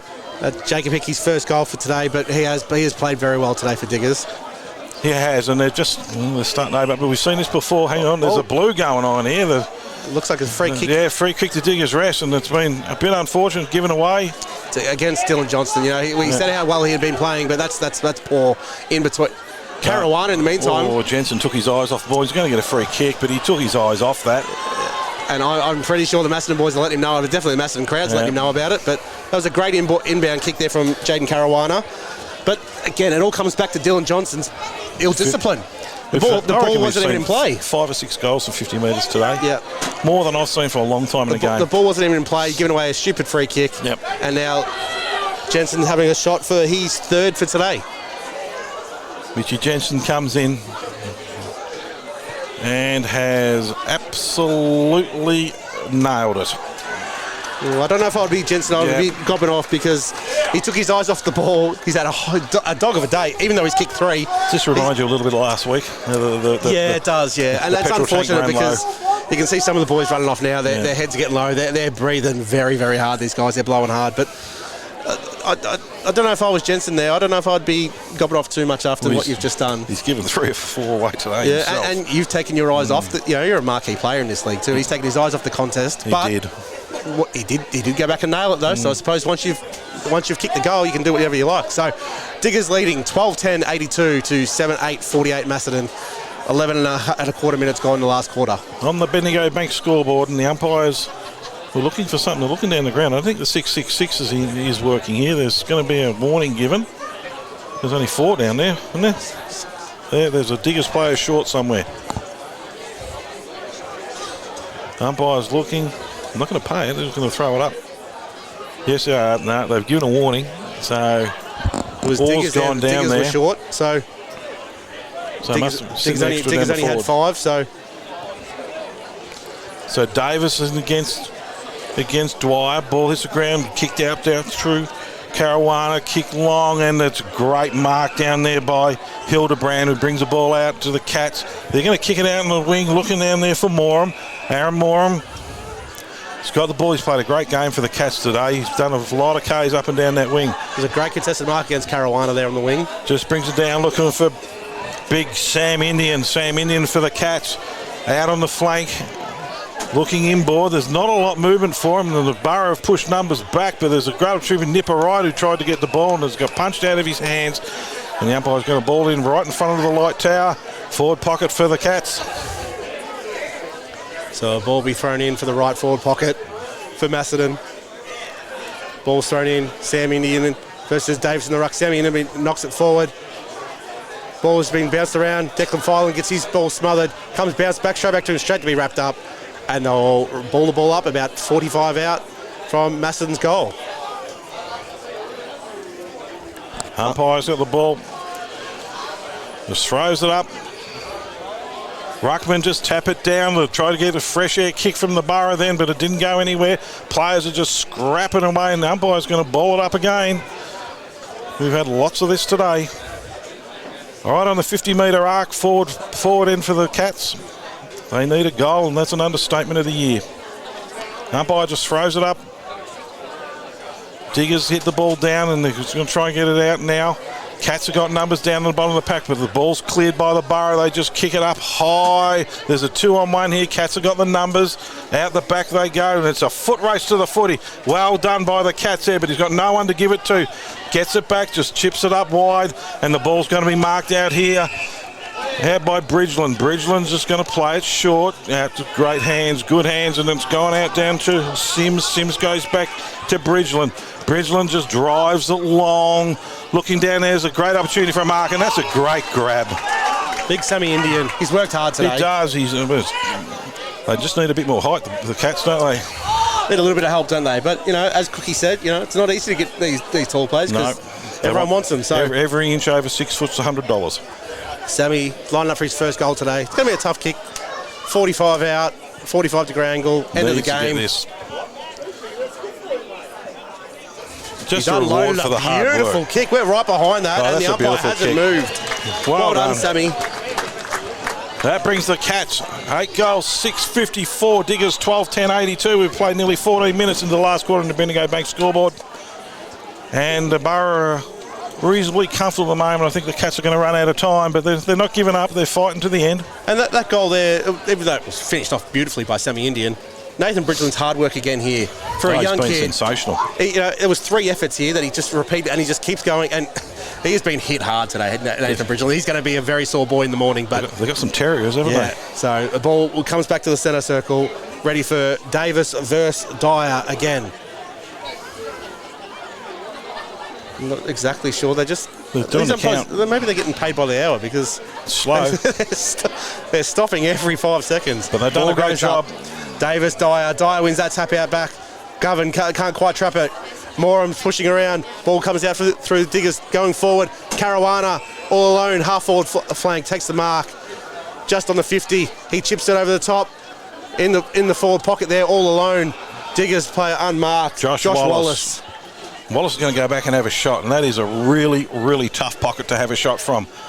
Right in front of the basketball stadium, right on the boundary line. He's probably about 35 metres out.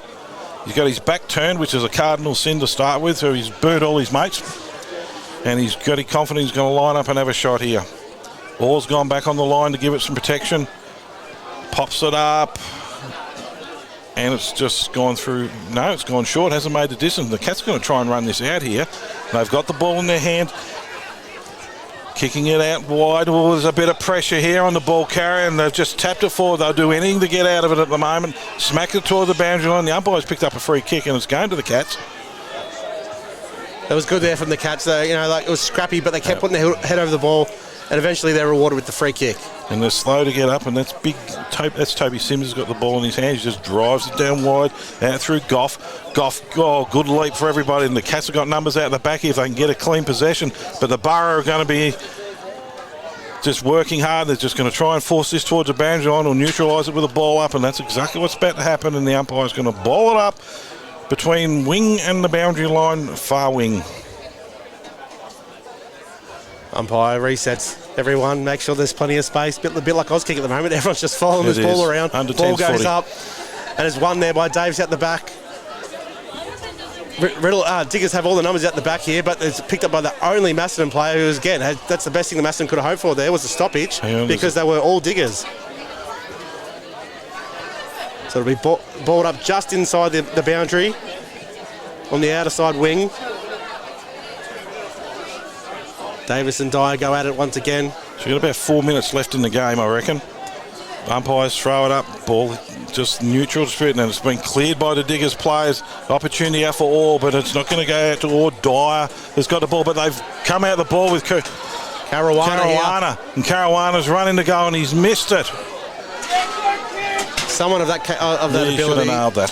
He's a very, very good field good kick clearance usually. From them too. He just ran through the centre. So Cats have got to try and not let this blow out now. That's probably what the aim of the rest of the quarter is going to be for him. Just hold this to a neutral. Orr's coming off. He looks a bit sore and tired. The big ground's got him here. But they don't lose any skill because on comes Chris Lawton, who just dominated this first half. I think there might have a bit of a groin injury though, or he's That looks like a cramp for an old man, to be honest with you. So the ball gets brought in here from Macedon. About probably 5 minutes to go in the game. Finds Brad Cook in the pocket. He hasn't seen much of it today, Cook. No, but he's had a bit of a hard day. Doesn't mean he hasn't stopped trying though. He's still presenting, still doing what he does. Second game blues. Yeah. He switched here. It's a dangerous switch. Very dangerous. Oh, great mark. And he's played on, and he's going to have a shot, Mitchy Day. And he's... No, what's the umpire's going to pay 50. That was a free kick against Diggers. Yeah, I thought it was a nice clear mark, but must have held him off or clear. Sorry if we're confused, you guys, because we're confused ourselves, but Nathan Bridges has been awarded a free kick, half-back flank. And another 50. So it brings him into the centre of the ground. The poor guy's got to run another 100 metres to get the ball, though. So your teammates would work for you, though, wouldn't you? You'd hope so, wouldn't you? But Nathan Bridgeland, he's worked hard all day. We've mentioned his name many times, so he'll kick from just Macedon's side of the centre circle with all 36 players in that half of the ground. So Sam Indian's down there looking for a mark. That's where he should be going, looking for the big fella. Down there, the Bags is down there too, and it's gone short. Declan Filan wheels around on the left. Now we're looking for Indian. And Schwarzenberg. He's been good for him. Schwarzenberg takes the ball in defence, spins it in his hands. He's going to drive it out here towards centre wing. Long kick down towards Swen at centre wing where the numbers are. Lawton tried to go for about the ball's hit the deck, and it was down there for Cook, and Cook's worked hard, and I think he's no, it hasn't gone, and Cook's hurt himself here. Ball's gone back to Diggers. He's in all sorts of trouble, young Cookie. This is what I thought should have happened before when we had the injured player down at the other end of the ground. Stop the play because he's right on the mark and he's grabbing his knee or his ankle. I'm not exactly quite sure yet, but it was from a tackle from Mitch Jensen from behind. So unaware, poor kid is down. He's in a world of pain. I think they're calling for the stretcher here. So a bit of a hold up in play, and the players are all going to get together. This is a relatively serious looking injury, I think. It was also good there of Mitchy Jensen. We've said a few times today he's lost his cool again, but after he knew Brad Cook was injured, he went over to him straight away, make sure he was all right. There was no malice in the tackle at all. Just sometimes a freak incident happens in footy, doesn't it? So yeah, the best part of that local footy, the Diggers trainers coming out to help him as well. This is everyone's best interest is the welfare of this young kid. And he looks like in a world of pain. Let's hope it's all right. So, Paul, with 3-4 minutes to go in the game, what's the best that Macedon can hope for here? Just to neutralise this now, pretty much hold it where it is. Yeah. So the score is Diggers 12-11-83 to 9-6-54, 8-6-54, sorry. So what's that? It's a 29-point lead to Diggers. I think he's holding his left knee here, and that's for a young kid in his second game. That's terrible. We only mentioned him 5 minutes ago. Yes, he hadn't had the greatest day, but he had been kept working all day. And again, he was in the contest again. So I hope this is a good outcome for him, but he's holding his left knee, and that doesn't look great. What are our thoughts for him, his family, and everyone? And again, of care. As we said, well done to all the trainers here. You know, you got Macedon runners out there, you got Diggers Rest runners out there, you got trainers from both teams. Well done. So Mitch Jensen will take the ball here, right on the wing. Macedon side of the wing, right in front of the boundary. He's chips over the top. That's a poor kick. Well done there from Kendall standing underneath the high ball. Ball's come back to Jensen, giving the handball off to Lachlan Hickey. He sends it deep inside. Ball's being dispossessed and it's bouncing around and out of bounds in the right forward pocket for Diggers Rest. So the ball's in the right forward pocket. We've played nearly 17.5 minutes in the last quarter. The sting's gone out of it, to put it mildly, and it's certainly a bit of a young cookie hurting himself then's put a bit of a dampener on the ground. But Sideshow Bob throws her up. Ball's tapped down. It's cleared by the Cats. But the Borough got the numbers out there, well tapped over. They're looking for a bit of an opportunity, and Ord pushes it out of bounds, and we're going to throw it in right in front of the Diggers Rest coaching box. Yeah, there is a bit of a weird feeling right now after seeing Cookie go down, but absolutely. Ball will be thrown back in here, right in front of the Diggers Rest coaching box. Davis versus Sam Indian. Davis wins that one down. Kendall versus Mullen. Both neutralised. Ball goes back out of bounds, almost in the same spot. Bit of push and shove here. Still a bit of fight left in the Cats. Yeah, I don't know if it gets you that much now at the end of the game, does it? Really, just you're already tired and sore. Umpire just throws the ball back in. He's not worried about it. Won by Sam Indian, the tap out. Tommy Orr taps the ball back down. Ball is just bouncing around. Tommy Orr again. It's a third effort there from Tommy Orr. Ball has gone out to Goff at the back. Macedon with the clearance. Ball's kicked dangerously into the middle, but Governor's worked hard again. Jams on the boot. You've got Bridgeland here. Here's an opportunity. Comes down to McKay. Will McKay drives the ball deep. There's no one there. Should have really hit up the shorter target there in Zach Baggs, who was leading straight at him. In the end, he's burnt everyone. And ball hasn't gone out of bounds, just stopped. Braden Cicero kicks it out down to Schwartzberg. Schwartzberg's going to bring it back out, looking for Cicero. No, it's going back out down towards Tingalia. On his left, brings it into the middle of the ground. That's a good safe mark. Good hands by Weber. Weber for the Borough is going to bring it across the ground, looking for Schwarzenberg again. Schwarzenberg plays on, out looking for Calvavesi, kicks it long, looking for a hit-up target. There's a grab through from Arkin. Great hands by Lawton. Lawton plays on, puts it out the front of... Is that Mitchie Jensen? No, it's not. It's Mitchie Day. The other Mitchie. Now, Mitch has had plenty of opportunities. He's going to kick one for the day. Is that all he's got? He's had a few shots. Yeah, he's kicked one, Mitchie Day. He's been lively up forward without really contributing a lot to the scoreboard. So Day, everyone's just about out on their feet here, so I don't think he'll be passing it off. He'll be having a shot and chewing up some of the clock. We've only got, honestly, a couple of, if a minute left, so it's 19 minutes, nearly 20 minutes in the last quarter. I think Lobby knows that time on. We just had Joshy Fowler running to the bench asking for a switch, and he just said, get back out there, young fella.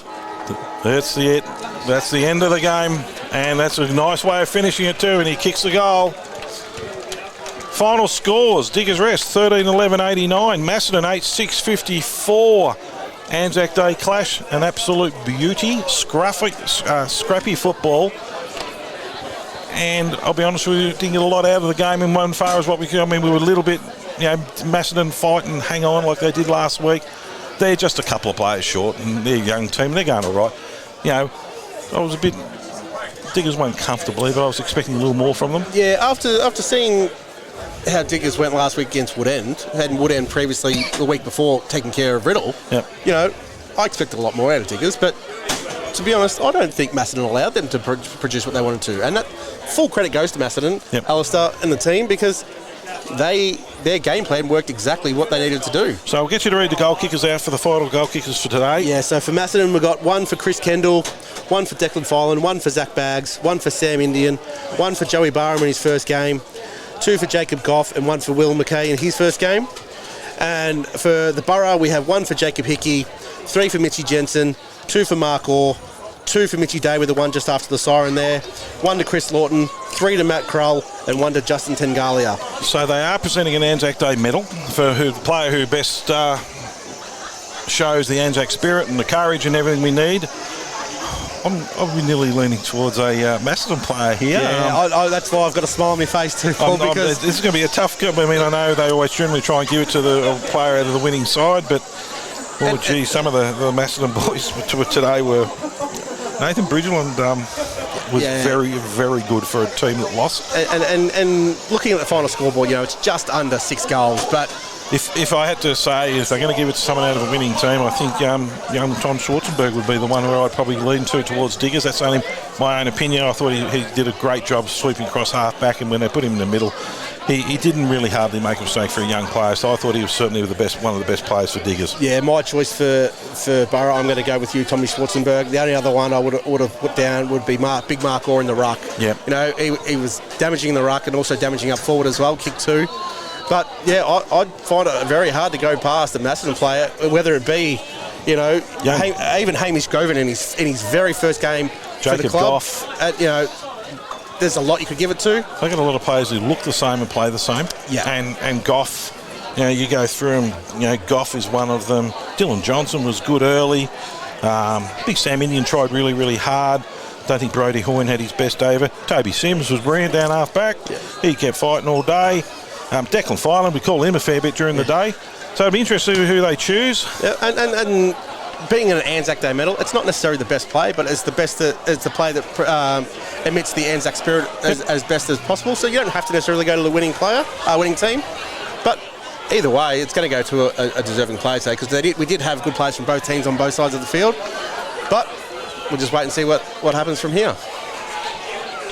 So I'm not sure where we're going to be next week. We haven't been told yet. I'm sure a text might come through shortly from Jordan if he lets us know where we're going to be next week.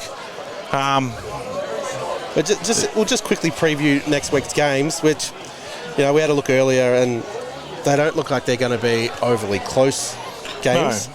But, you know, we thought today was going to be a bit further out. So. Field, please. The netballers that are here and also the football. So just wait for the awards to be given out and then we'll probably call it a day for ourselves. So once again, just repeating, Diggers Rest 13-11-89, defeated Macedon 8-6-54 in the big Anzac Day clash, and they've got to all come up again in 5 days' time, and they're going to be rather sore, some of these boys. Yeah, correct, yeah. So obviously Woodend and Riddle, they played on Good Friday, which was their round 3 clash, so they'll have the week off. Mm-hmm. Macedon have the bye next week. I think Macedon are going to need that too. Oh, absolutely. Some sore boys there. That doesn't work. But next week we have, starting on Saturday, we have Romsey versus Melton at Melton. We got Diggers versus Lansfield at Diggers. We've got Wallen versus Western Rams at Wallen. So, if I can just have your attention for just a few minutes. I'm sure that you would agree that we've witnessed a fantastic day of football and netball here today. It's probably one of the best grounds, most picturesque grounds that you could imagine out of all the RDFNL grounds that we've got. And to have such great weather and to have 2 fantastic hard teams fighting it out in the netball and the football has really provided the crowd here with a real spectacle. So I hope you enjoyed today, and thank you very much to Mark and the committee from the Macedon Football Netball Club, and also congratulations to the Diggers Rest Football Netball Club, and also to the Macedon Cats for putting up such a great effort. The Cats had a great day on the netball courts, and it wasn't all that good on the football field, but that's what it's about. It's about competing, and you all put everything into it and you produce a spectacle today. So can I just call on Sally Dick to present the McDougall Medal to the most courageous netballer, and the winner of that medal is none other than Katie Clark.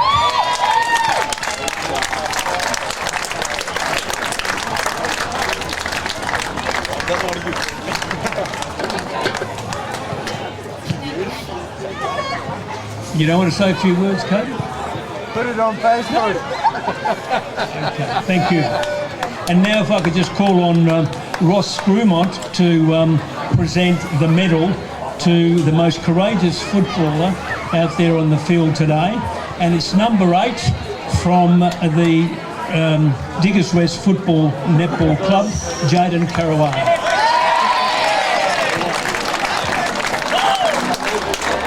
So Jaden Caruana from Diggers Rest wins the medal. Well, we were a long way off, but I've just seen the reaction from Jaden Caruana. He was surprised as we were. So congratulations to him. All good? All right, well, again, ladies and gentlemen, thank you very much for taking the time and making the effort to come out here today, and hope you've enjoyed all of what we've been able to put on for you. Thank you very much, and have a safe drive home. Thank you. Bye for now. So well done to both clubs and both committees and everything for such a great day. It has been a beautiful day here in Macedon. We're just about ready to call it a day. Where are we off to next week, mate? So we're off to Melton next week to cover the Melton-Romsey game. So, hey, the King of Romsey returns home. Oh no, I'm going enemy territory. We're going to Melton, so mate, they'll have the red carpet out for you. So let's just quickly preview next week's games. We discussed them off air before. So Melton versus Romsey, the game we're going to cover. Romsey comfortably. Yeah, it'd be my first look at the new Romsey recruits, but yeah, I expect it to be Romsey by 6 to 7 goals. Yep. Diggers Rest versus Lansfield at Diggers. Yeah, I haven't seen Lansfield this year. Look, they had a fair crack against Woodend the other night, but yeah, I think Diggers will do that. Diggers play well at Diggers. Yeah, they do, and we're both expecting a different Diggers outfit to turn out because the team we expected definitely didn't turn out today, but they still managed to get the win. That's look, what good Lobby's teams got to clean up a couple of things if this team's going to go any further down the track. I mean, they're one of the, if not the best side in the competition at the moment. I mean, the Diggers Riddle game be a ripper, but just got to get some discipline back in there, and that's not easy. That's an easy fix. That's just frustration when things aren't going your way. But these are senior players who know better than that. And look, to give that many goals away, you won't do that against Riddles Creek. The score will be very, very different. Yes. And then the last game of the round is Wallen versus Western Rams. Yeah, no, Wallen comfortably for that one. Yeah. I don't think it's going to be a tipper's nightmare this week, unfortunately. So, no. But thanks today, Paul. I really appreciate it. Well, we do it again next in 4 days' time or 5 days' time, mate. Thank you very much. Thanks to everybody. Thanks to all the sponsors and everyone else who look after and support the Riddle District Football League.